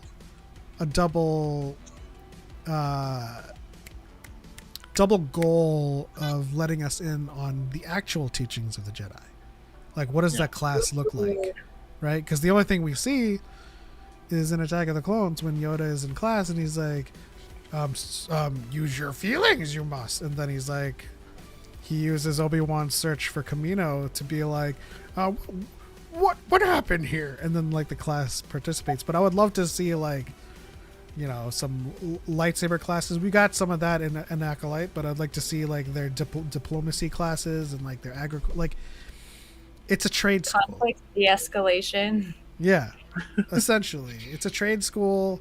There's lots of things that the Jedi learn, which is 90% of their curriculum, and 10% of it is the combat, which is why I keep on saying that even the prequel Jedi did not train their soldiers. They became soldiers because Palpatine integrated them into the army, right?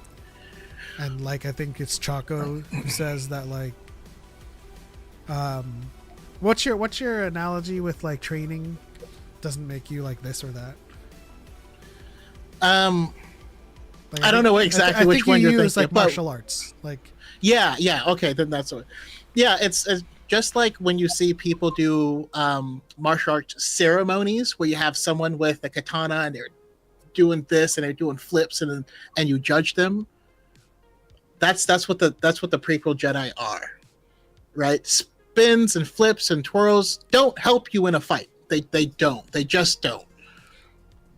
But if you are in a ceremonial thing and you're learning lightsaber forms as part of your religion, part of your organization, and you're doing exhibitions with it, and your only time you have ever fought someone with a lightsaber is exhibition matches for those training, I don't think the prequel Jedi would be the best combatants, because they, until the Clone Wars hit, they're not actually fighting people with lightsabers.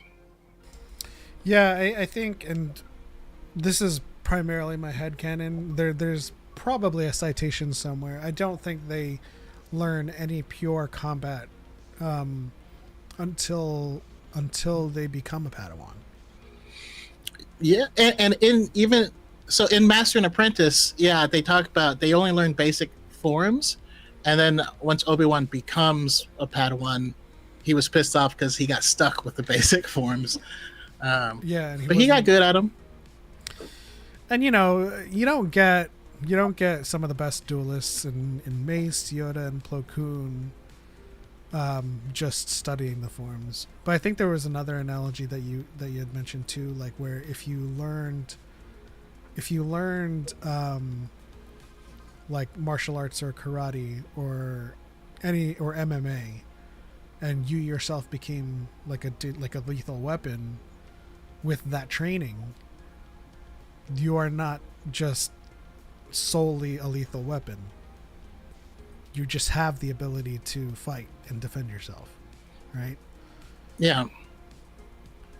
And not only that, but it's transferable to other things. If you have the fitness for combat and you know how to read your opponents and stuff, that all adds together. It's not just lightsaber training. Well, I mean, I switched us to bonus because we are talking about a lot of just Star Wars in general. Danielle, did you have anything like further to add, or anything kind of any final thoughts on love and bonds and attachment? I think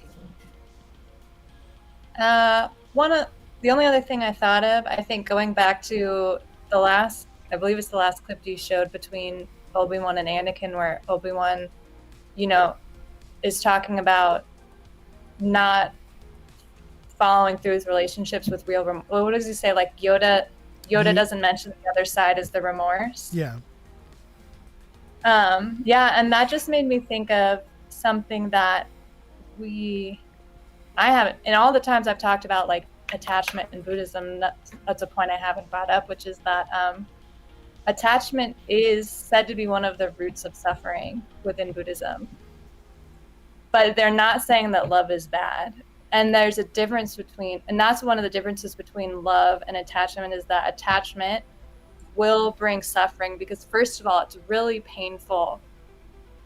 And it took me a lot of retreats and practicing with this to see this, because like when you're excited about someone and you think they're going to make you happy forever and you have this anticipation that they're going to make you happy, it feels good. But if you actually tune into that feeling of, I don't have enough now and I'll only get it once I have whatever, or I'm terrified, I love so-and-so and I'm terrified to lose them, there's real emotional pain in there being hidden under what feels good. And that's what can be really deceptive. That's what was deceptive for Anakin. Anakin thought, Padme makes me happy, so I have to protect her, and this is noble and this is love. And we all know that what he was feeling and how he acted was not noble, and it wasn't love. And then on the other side, like love in Buddhism is not bad, it's good. Loving kindness is one of the core teachings that the Buddha taught, like with concentration. So like concentrating on your breath is one form of meditation, loving kindness is another. And in the loving kindness sutta, which is like the primary teachings that have been passed down from the Buddha, they say that as a mother loves her child, her only child, so should you hold all others in loving awareness. So like not only are you supposed to love everyone, you're supposed to love them with the connection and devotion of a mother with her newborn baby. So like love is good in Buddhism, attachment is painful and can lead to bad things. Yeah. And I even love that the words being used, because George directly ripped the concept out of Buddhism. I was about to say this. Are you gonna say Go for it. You do it. Well, no, I'm gonna let you go, but I'm going to preface it by saying, are you gonna talk about joy and pleasure and addiction? No, actually, that's not what I was going. So never mind. No, I was just gonna point out, like, George, like, you're absolutely right, because George ripped the concept directly from Buddhism, and that's why the language being used is even the same, of attachment leading to pain, and pain leads to suffering, and like it's he really just lifted it right out of one into the other. But then I also, you saying that made me want to read these Greek words for love that all get translated as love, but they all mean different things.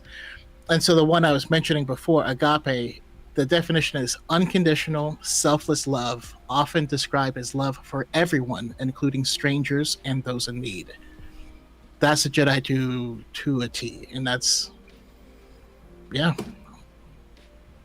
But something that Danielle said about attachment leading to suffering, and how like your need for this thing grows, and it kind of goes hand in hand with George Lucas's talk on the difference between the light and the dark, one being selfless, one being selfish, whereas you get joy from helping people and being empathetic and just kind of participating in this collective well-being, and then you get pleasure from satisfying very selfish wants, right? And that pleasure is short-lived. That's why you become addicted to it, because you have to keep upping the ante to attain that pleasure. And as it pertains to attachment, it's essentially what Anakin had gone through. He had to keep doing worse and worse things to try to hold on to Padme, to keep her from dying. Self-fulfilled prophecy, mind you. But like the difference between joy and just having that like that easy to acquire, very lasting emotion versus the high rush and the short-lived pleasure of like a drug, and then you get addicted to it and you need to take more in order to, you know, it's like the dark side. It consumes you and it demands more of you each time you dive deep into it. And that's essentially what attachment leads to, you know? Yeah. It's interesting that you say it like that, because it also brings up that Anakin, in addition to everything else, he had an attachment just to the way life was in general, and that was another huge problem. Like, he, at one point in time, serving the Jedi and fighting in the Clone Wars and helping Padme and helping Palpatine were all the same thing. But all those were headed in different directions, and he was trying to hang on to all of them. And so he was attached to all of these. He had this attachment, and he couldn't accept that these things are going to change. Has an attachment to things as they are right now, and that's what causes him to, you know, and that's why Qui-Gon is like, you know, be mindful of the living force, right? Obi-Wan looks to the future, is like, no, not at the expense of the moment, because when you start getting attached to this outcome, well, that also leads to issues, and that's how he ended up meeting his destiny on the road he took to avoid it. Yeah. And yeah, I like. Well, what you're talking about is impermanence, which is one of the 3 core truths in Buddhism. So I don't know if you did know that as you were speaking, but we're right. The first one is. But I'm going to hear more. the three core truths of Buddhism are life contains suffering. Suffering exists. Pain happens. Like, you cannot get to a point where you will never be unhappy in life. The second one is everything changes, impermanence. And the third one is no self, which is like advanced. It's really confusing to try to grapple with. And as somebody who's been on 30 meditation retreats, it's one of those things where I like don't stress about trying to understand it. But I think to try to summarize it, it would be basically saying that actually it comes back to what you were just saying also, which is that like people change, like you'll have a self-identity or an identity for someone else that we as humans, we want to come up with these set definitions for ourselves and for others and then just assume it'll stay the same. But that's not true, because we're not rigid. Like, we're alive, we're organic, we're constantly moving and changing. We are in process and in flux all the time. And so the short version, as I understand it, would basically be like, don't get caught up in these rigid definitions, because people can't be defined like that. Mm-hmm. Yeah. I know the concept as a very it feels like the uncertainty principle. Yeah, the only certainty in life is uncertainty. And it kind of like goes into our constant turmoil with the Last Jedi. It's when fans say Luke would never, it's like a mother to a child that says he's not capable of this, and it goes in the face of what we've been saying is like, right, that I saw that. People change, right? They're not rigid, and we're organic beings, and you might grow up as a mother with a child that is eternally kind and compassionate. Something might happen that they experience that causes them to lash out violently, and as a mother you'd be like, oh, he's not that type of person, or they're incapable of violence or something, to which leads to the Last Jedi arguments where Luke would never. And our pushback is never that you're wrong, is that we don't know if Luke would never, because it's always in motion is the future. Second, people change and they're affected by the things that happen around them,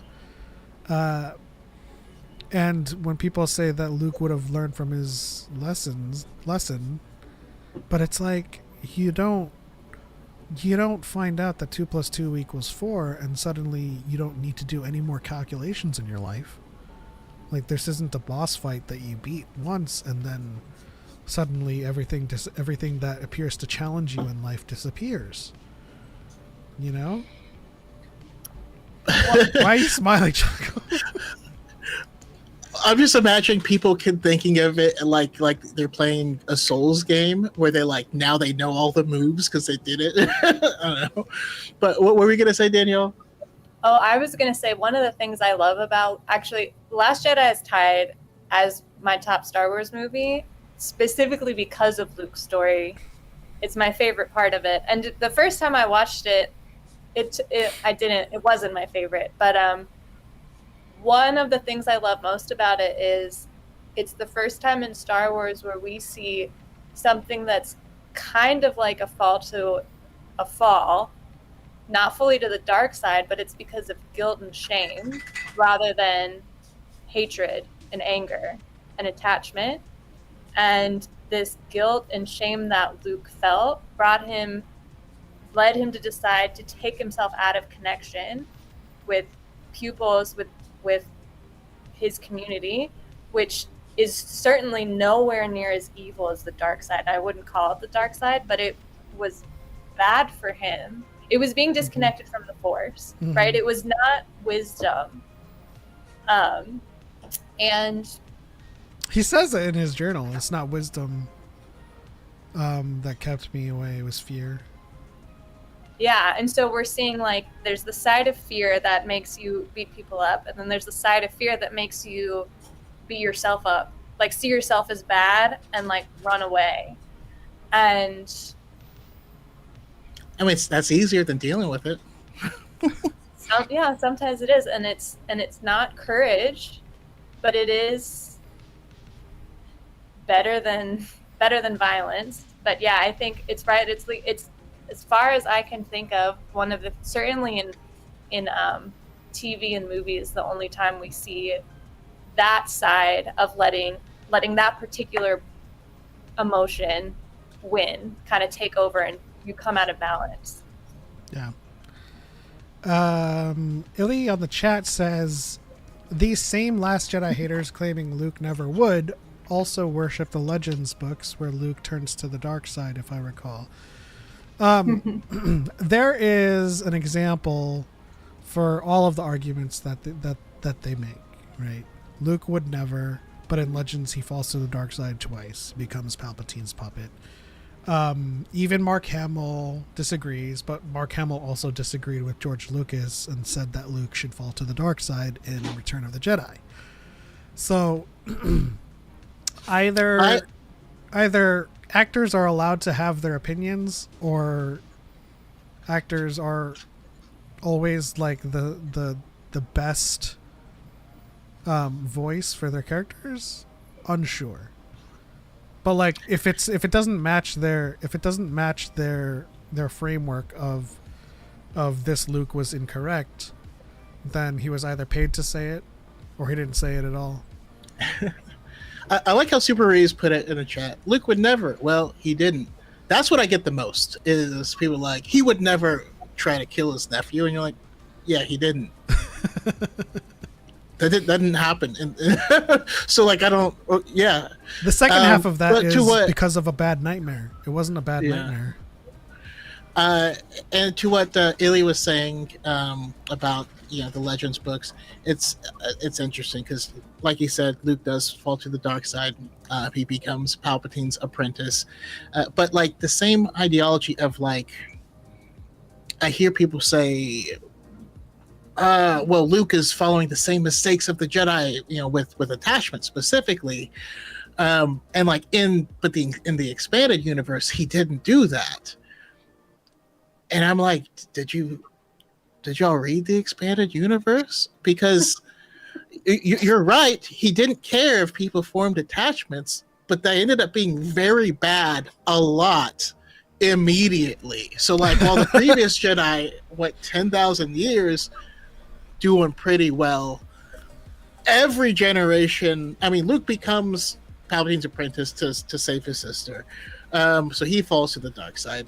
And then his nephew Jason does it to save his daughter. He falls to the dark side. And, their other son, Anakin, like, died. But the girl that liked him falls to the dark side because of the loss. And, like, there's just countless examples of, like, every single person for not following these rules. I often, it feels like when you're like, hey, don't touch the stove or you'll burn your hand, and someone touches the stove and burns their hand, and then they're like, well, it's your fault because you didn't teach me how to touch the stove. And you're like, no, you just don't touch it. I told you it was going to happen. And you're like, and then you did it, and then it happened. And you're like, no, it's because you didn't, It's weird that you should have supported me while I did it. It's weird that a lot of people gloss over the thousands of generations that the Jedi were peaceful and persisted. And the only times they had conflicts was when someone, much like the Sith, sought to undermine their foundations. Now, is that to say intentionally? Is that to say that the Jedi were perfect? No, they have their flaws, and there are individuals within the Order that misinterpret the teachings, and there are individuals within the Order that make the wrong choices. But to go thousands of years of relative, and I say relative because there have been conflicts brought upon by external forces, relative peace. And then, just like Choco said, Luke tries to introduce attachment to his framework, and every single bath, if you can tell, and every single generation falls to the dark side. You're very lucky. I feel like that's a cautionary tale, honestly. Like, how also, Danielle, we want to be 20? respectful of your time. We like to just hang out and chat. We're having a great time, so we could do this all night. I just want to make sure if you have hideouts. I'll have to eat eventually, but I can hang out a little longer. Okay. All right, that's cool. Our bonus and our end is typically just kind of like intermingles with each other. We like to talk about what people are talking about in the chat, and right now, this topic. In the 10,000 years of the Jedi, they have the lost 20. And in how many years in the new Jedi Order, they lost 6? Yeah. I mean, that's a pretty large fraction for the amount of time that they lost 20. I mean, it means that they're doing their work. Someone in chat says, that was Super Reese again. He said, to understand the Force is to understand that everything's connected to everything. which is a very loose paraphrase of Soul and Trails of the Jedi, Trials of the Jedi. That being said, this is somewhat off topic, and I've read it before, but I do want to read from George Lucas again. Yeah. Also, just really quickly before you do that, everything being connected and the galaxy and the living force being bound together does not mean everything is attached. And to piggyback on that, that is a core Buddhist belief as well, that everyone and everything is connected. Yeah. Yeah, and so that's ultimately the lesson that George Lucas wanted people to get from Star Wars, is that everything and everyone is connected. It's all symbiotic. And then so he was like, you know, they finally realized that they're part of a symbiotic relationship. And it's the same in politics. We're all part of a big symbiotic relationship with the rest of the world. As soon as one country says we're the only thing that's important, they aren't important. You start pulling all the threads that tear the world apart. They don't realize that when you shoot yourself in the foot, it hurts. How are we going to run the country without migrants? Didn't everyone tell you that they're the ones who do all the work? He said, you know, I made a movie. Like it is funny because this is like years and years ago. Did Lucas and Carlin ever like sit down in a room together? I feel like Carlin's bits are like what you're rereading. Yeah. Well, so he's I made a movie a while back, but it's basically what's going on right now. America needs to trade with China and other countries, but if we pull out, you're going to have problems with the farmers in the Midwest who depend on that trade. If you rip down the synergetic circle, in the end, you're going to end up with nothing. Someone's got to put it all together again because it doesn't work. And it's like, oh, that's funny. What year was this again? Yeah, that's.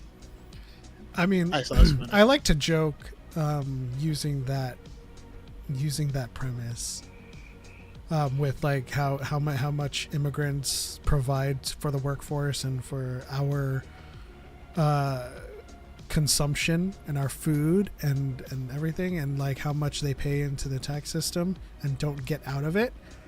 I like to use that premise with how badly poor states hate rich cities. And I'm like, you guys exist because we exist. Our taxes subsidize your cost of living, right? If you had an equal cost of living to a big liberal state, you would also be subsidizing the poorer states. But that is called collective well-being, you know?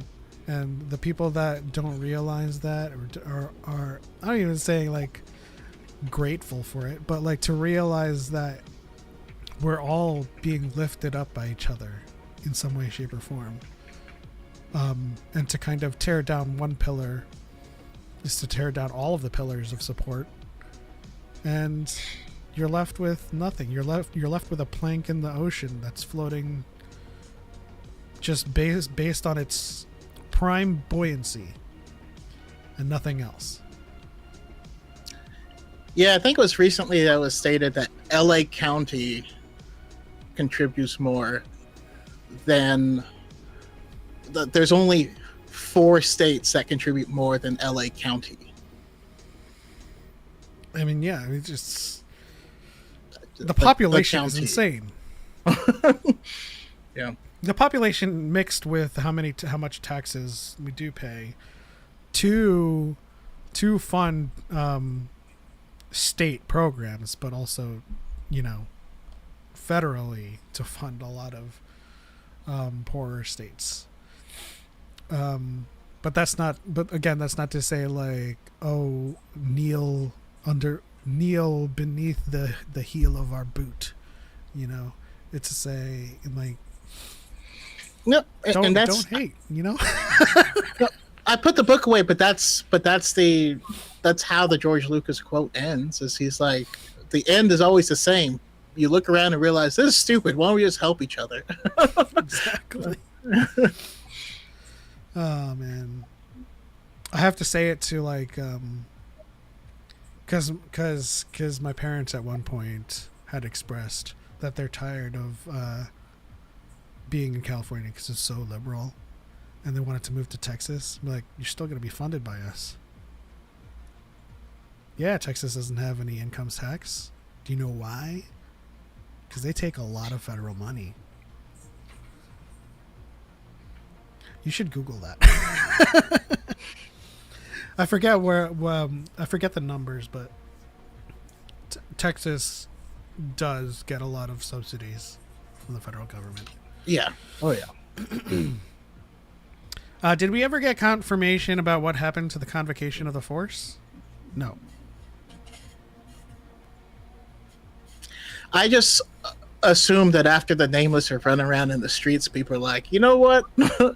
I'm not coming back next year.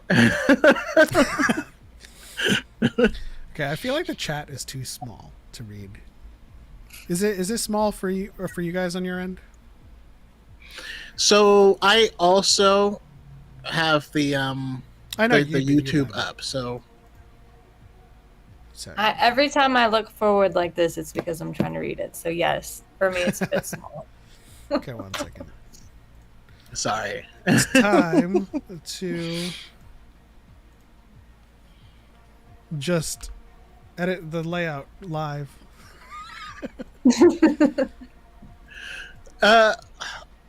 You know, I mean, I hope your family doesn't move to Texas because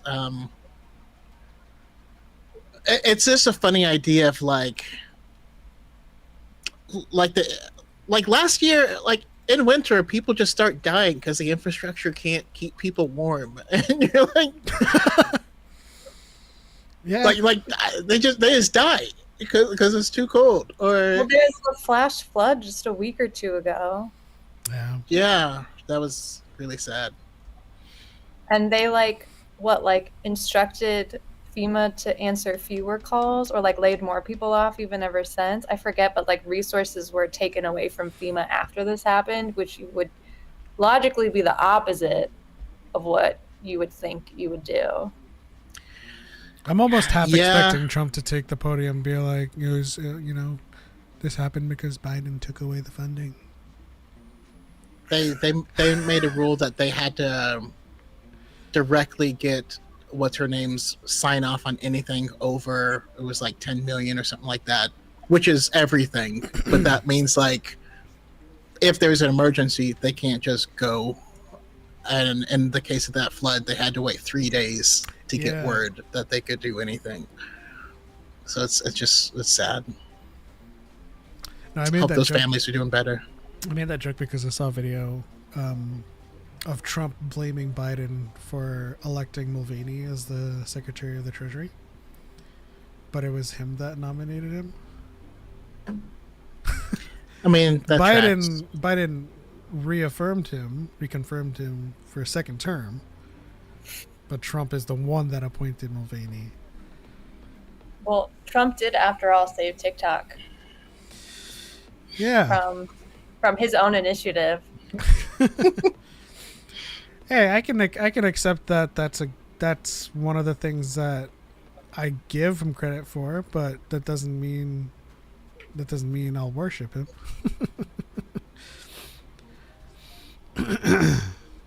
I was really just referring back to that he's the person that initiated the ban in the first place, and there would have been no. Yeah. Yeah.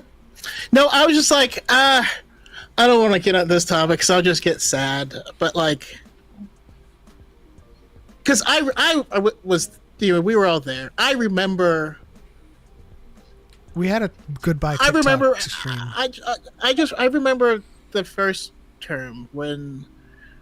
I don't know if you guys recall this, but back when Obama was president, there was an Ebola outbreak in Africa, and everyone was scrambling here, and it did make it to the U.S., but they caught it so quickly that it was isolated. And he was like, you know what, we should set up a watchdog team to have things on hand and to watch out for viruses, because we were not prepared, and that could have been a global pandemic. And Trump gets into office and torches that department, and then we get COVID. And I was like, and that's true. and what you're saying is just literally has been the entire thing. And I'm like, I just get really tired of seeing it. You torch the FAA, then all of a sudden planes start falling out of the sky, and then you're like, it's because you hired black people, and you're like, okay, you deregulate trains, and then there's a train disaster that spills a bunch of oil in the Midwest, and you're like, no, it's DEI for the trains, and then we got to do this trade war over here just because the deal that we have is terrible. It's like that was his deal, and it's just everything. It's like if I pooped on the floor and it was like, hey, you should invite me over because people poop on the floor and I'll clean it up. And then I just don't clean it up. And like, I did nothing and made everything worse. That's what it is. That's my only analogy. It just makes me sad. Yeah. I think I had a train of thought, but it derailed as you were talking. It's happening a lot in this episode. But go see Superman. What was I going to say?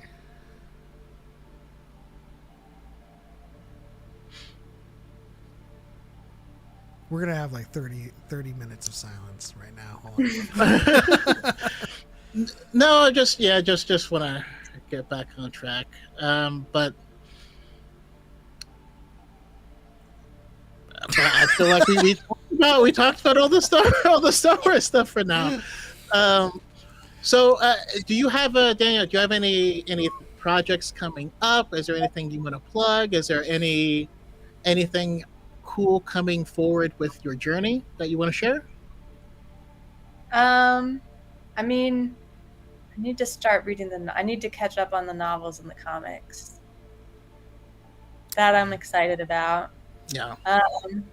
I've been putting this off for too long, but on a slightly tangential but somewhat related topic, about a year ago, I did a really cool Cowboy Bebop themed dinner party. Nice. Ooh. And I am trying to finish posting a bunch of my other content before I post it, but the picture, it was so cool. Where do you live? Are we invited to the next one? Oh, did you guys see? I'm in Denver. Actually, I did see that video. On a much more relevant project coming up next month, I'm hosting a Star Wars themed party that I came up with the idea about 3 years ago when I saw a meme for a Mustafar cake. Yes. And Baby Yoda pinata at Walmart. So most of the foods are in universe. It's gonna be like a goofy Star Wars party, so I'm encouraging everyone to wear costumes, but ideally, like, the stupider they are, the better. The more they make me laugh, the better. And then food-wise, we got a bunch of stuff from the novels. Like, I'm really excited about Bill Bringy hand pies were from Bloodline, and they were described as like cheesy meat and pepper ham pies. So I'm making empanadas with a ground beef seasoned with za'atar, jalapenos, and a bunch of cheese. There was, in the same novel, buttersweet puffs, which there was no description, but they're just pastries. So I'm getting croissant dough, rolling it up, and then putting it in like a cupcake mold with sugar at the bottom so that when it bakes, it'll crystallize into like a hard sugar crust. And there's several other things. Like, someone online has a really good dupe for the Galaxy's Edge blue milk, so we'll have that. But yeah, the food is gonna be a lot of work. It's gonna be awesome. And if you guys want to come to Denver for it, you're welcome. I did see that video. I think one of those dates that you had, also August 23, is my birthday. Well, we just decided that it will be the 23rd. So if you want this to also be your birthday party, we can make that happen. I'll have to see what my family has planned for it, but we'll see. I mean, Choco, are you down? I doubt I'll be able to go to Denver then. But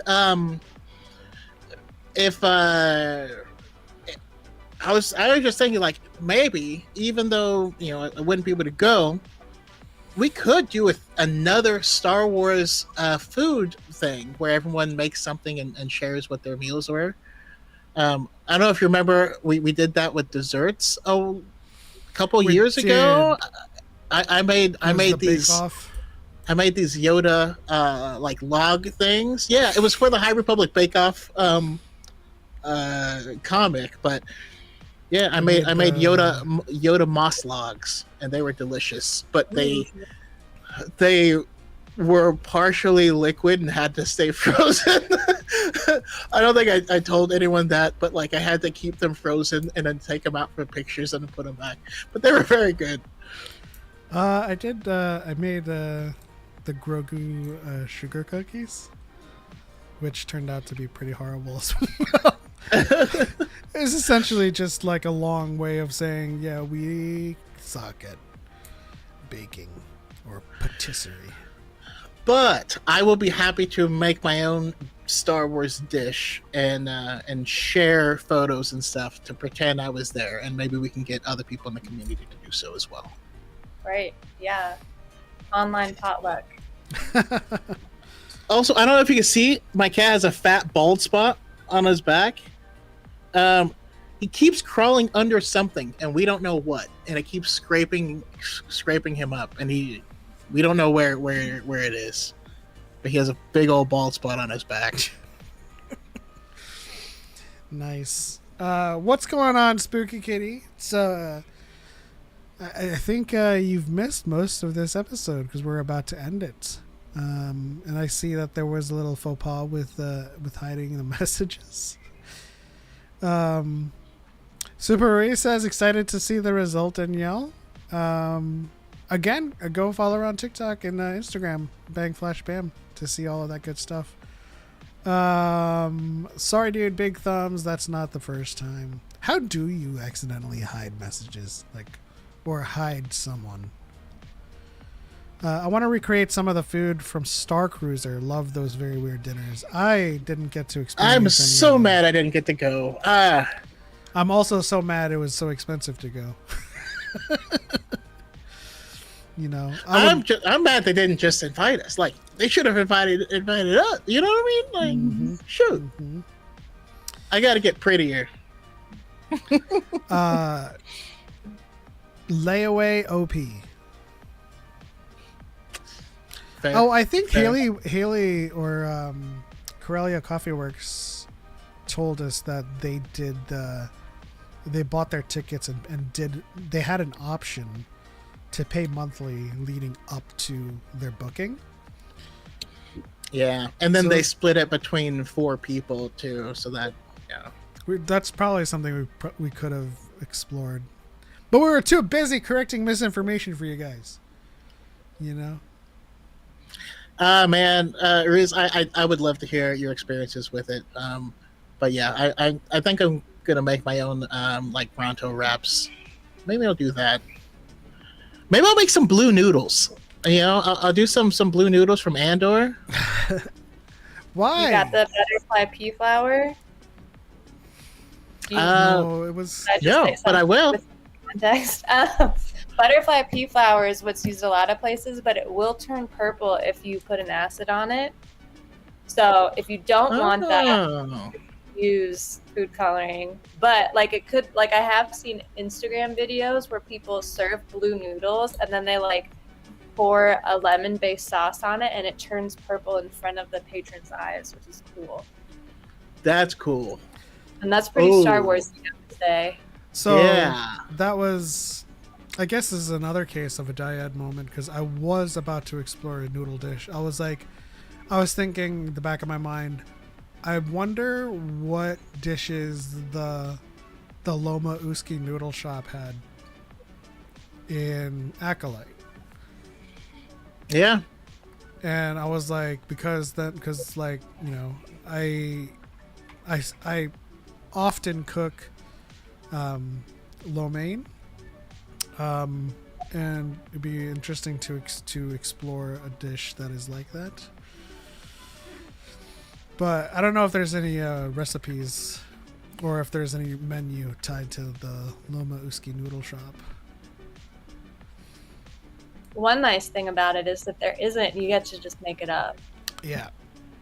You For could sure. go through like the Star Wars cookbooks if you want to spend the money on it, just to get some ideas for like.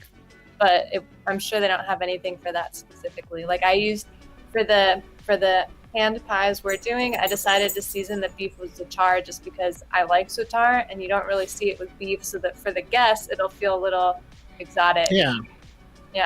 Exactly. Yeah, I'm gonna make mine.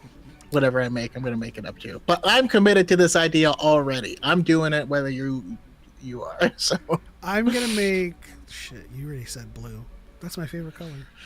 no, you make the noodles. I have some other ideas cooking too. Well, no, you could make noodles, but what I was gonna see if I could break some barriers in gastronomy and do blue noodle ice cream. You could do that. I can help. Look up. So in Iran, there's a type of ice cream, and it's called falude. I'll text you the spelling. It's technically a sorbet. It's a rosewater sorbet, but they put little cornstarch crunchy noodles in the sorbet. They're crunchy because they're frozen. And I've never made this, but if you look up how to make that, you could use whatever they do to put those little noodles in there. And then personally, I would probably just make the ice cream blue rather than trying to make the noodles blue. But that is a great starting point if you want to try to. Someone's already done half the work. Yeah. Yeah. Thank you. I love just ramen crunchy noodles. Just eat them like that. Like hell. Well, the basis for my thinking was like maybe I could find like a soft serve like tip for like you know how they make the noodles normally. If I could like just put ice cream in there and it just like pumps out strands of ice cream, but that's oh okay, that's not what I was thinking. But, yeah, for sure. But in Germany, they have something called spaghetti ice. Ice just means ice cream, so it's literally spaghetti ice cream, and literally they serve ice cream pumped through noodles like that, and then they have strawberry sauce for like the marinara. So yes, if you need pointers in that direction, look that up. Absolutely, I'll text you. Damn, that was just like one of those like wild, just shoot for the moon type of ideas. Did not realize there was like actual gastronomy that existed for that stuff. I've done a lot of cooking experimentation from the pandemic. Like, one of the things I was most excited about for the Cowboy Bebop dinner, you guys remember the fridge monster? The Toys in the Attic? Man, it's been too long. It's been like probably it's been 20 years. So it's the episode where it's like an anime version of a bottle episode. They're all on the ship, and there's like some little thing going around, and they each get bit one by one, and there's a bunch of monologuing, and it turns out it's like a old rock lobster from Ganymede that had been in the fridge for so many years that it like mutated. It literally just looks like a black goop that like, and so I made har gao, which are a Chinese dumpling with kind of like, it looks like almost a gelatinous skin with the wheat starch. And so I dyed that black and then just like made them lumpy instead of like good looking dumplings. I'm like, this is so perfect for what they animated, in my opinion. That was a fun one. It's a lot of work. The way I need to rewatch the series now. But the way you described it also reminds me of what killed Natasha Yar in Star Trek. She got attacked by black goop. That turned out it was the liquefied malice of an entire race that they jettisoned into space. Star Trek is weird. So hear me out on this concept, right? It's like your falude or your iced spaghetti thing that you said, but for the meatballs, they're just fried batter. So it's kind of like fried ice cream, but it's separate. So you can take a fried batter ball with a strand of ice cream and eat it together. It would be like a fried ice cream dish. If you made the batter, if you put some cocoa powder in there, it would look even more like beef too. We'll talk. By the way, Super Reese, I need to jump on Strange New Worlds. I really do. But just real quick, my idea, now that you mention it, is like if I can make noodles with that specific flour and get the noodles to look blue or purple, ideally purple, or because you mentioned if you do like lemon juice on them, then you can have them change purple. So I want to figure that out, because if that was served with kind of like a garlicky butter sauce that's also uses like mashed peas, you can get like a nice like bright green color sauce, maybe. Yeah, so you can have like a bright green sauce with like purple noodles, and I just think it would look beautifully if it plated properly, and then we can go into some other stuff. That would be and cool as like a serving option too, right? Like if you would put the sauce on as it's served, and then it turns purple live. Yeah. That's like but, a kind yeah, of, or clear udon that turns blue, and that's your kyber crystal taking its color. The other thing, noodles! The other thing it makes me want to do is a kaiju number 8 like cake, where it looks like a kaiju and you cut it and like all the guts. Jesus Christ! It's a great anime, but the main character, his job for many years, when kaijus attack the city, like they have a special force that comes and kills it, and he's on the work crew that comes in that has to like remove the parts and sections. It's a whole thing. Well, now I know what I'm doing for your birthday. Any dishes from Star Wars Outlaws. That I need to replay those missions, because the cooking in that game looks great. Yeah. Do you play games, Daniel? I play Pokemon Go. I play Dr. Mario. Yeah. Sometimes. So every now and then I remember my friend lent me his Switch indefinitely, and I'll play Dr. Mario for like 6 hours straight and then forget about it for 4 months. Yeah, those are games. I have played some of the Zelda games. I haven't got Breath of the Wild yet, but I just did Majora's Mask about a year ago. Right on. Nice. Dang, a lot of ideas are floating in my head now in terms of like these dishes. For the blue noodles, for the butterfly pea flour, what you do is it's served as a tea some places, so you literally just boil the noodles in the water with the flours or with the tea, and so then just by cooking the noodles in the water, it turns the noodles blue. So it's real easy. You just got it by the thing. Okay. Yeah, I'm doing it.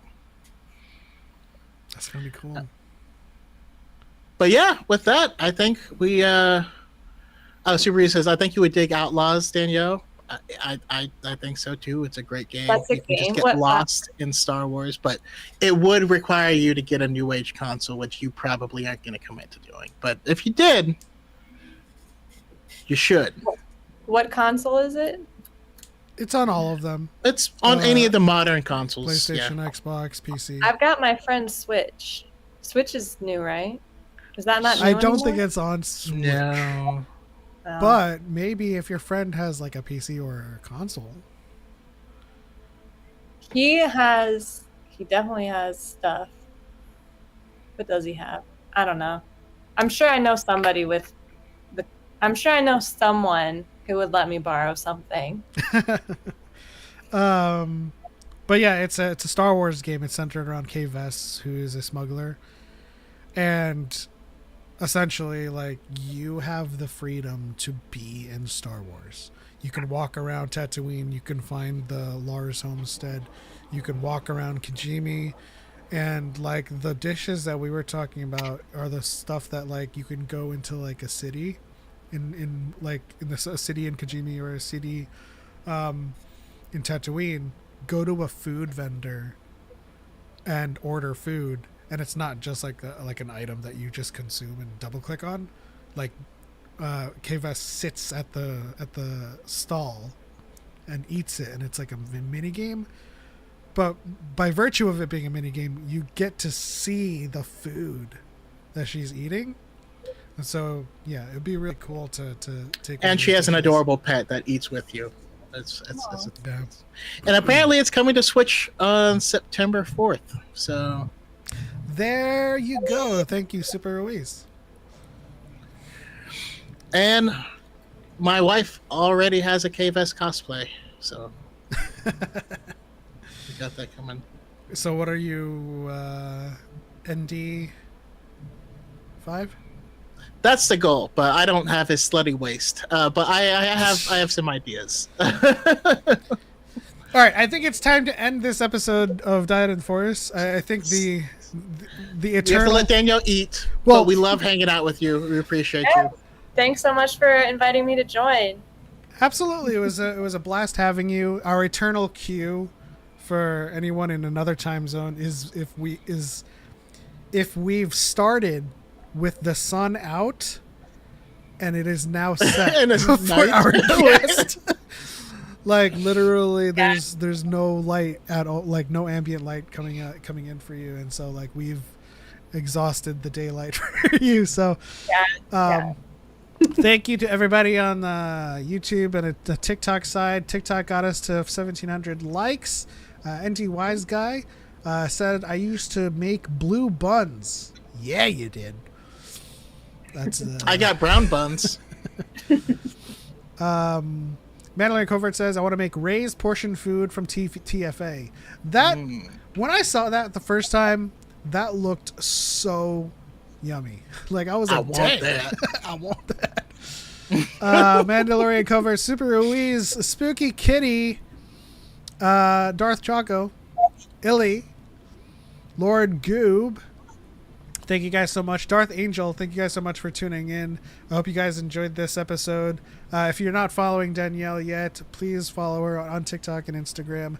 BangFlashBam. And if there's anything else, Danielle, you'd like to say to our viewers or to us or anything else, now's your chance. That camera. Just kidding. Yeah, thanks for letting me join you guys. It was a lot of fun. Hopefully I'll be able to join you again sometime. Absolutely. We'll set up an episode for which book are you saying you're gonna start to continue again? You really stalled me on Living Force. Awesome. But usually when I read, I try to read everything in chronological order. Except now that I've read everything, I don't know. We'll see if This is perpetually in chronological order because it's before Phantom Menace. Yeah. Yeah, I might do a full reread of all High Republic and put it all in chronological order, but I'm definitely not going to reread all 60 novels that I read. No, that's fine. I mean, if you want to come on and talk about Living Force or any other book that you had just finished reading, just let me know and we'll set up an episode for that. Anything. If you have a Star Wars topic that you want to talk about, let us know. Great. Thank you. All right, guys, that'll do it for this episode. On to the next one. For Light and for Life. We are all connected.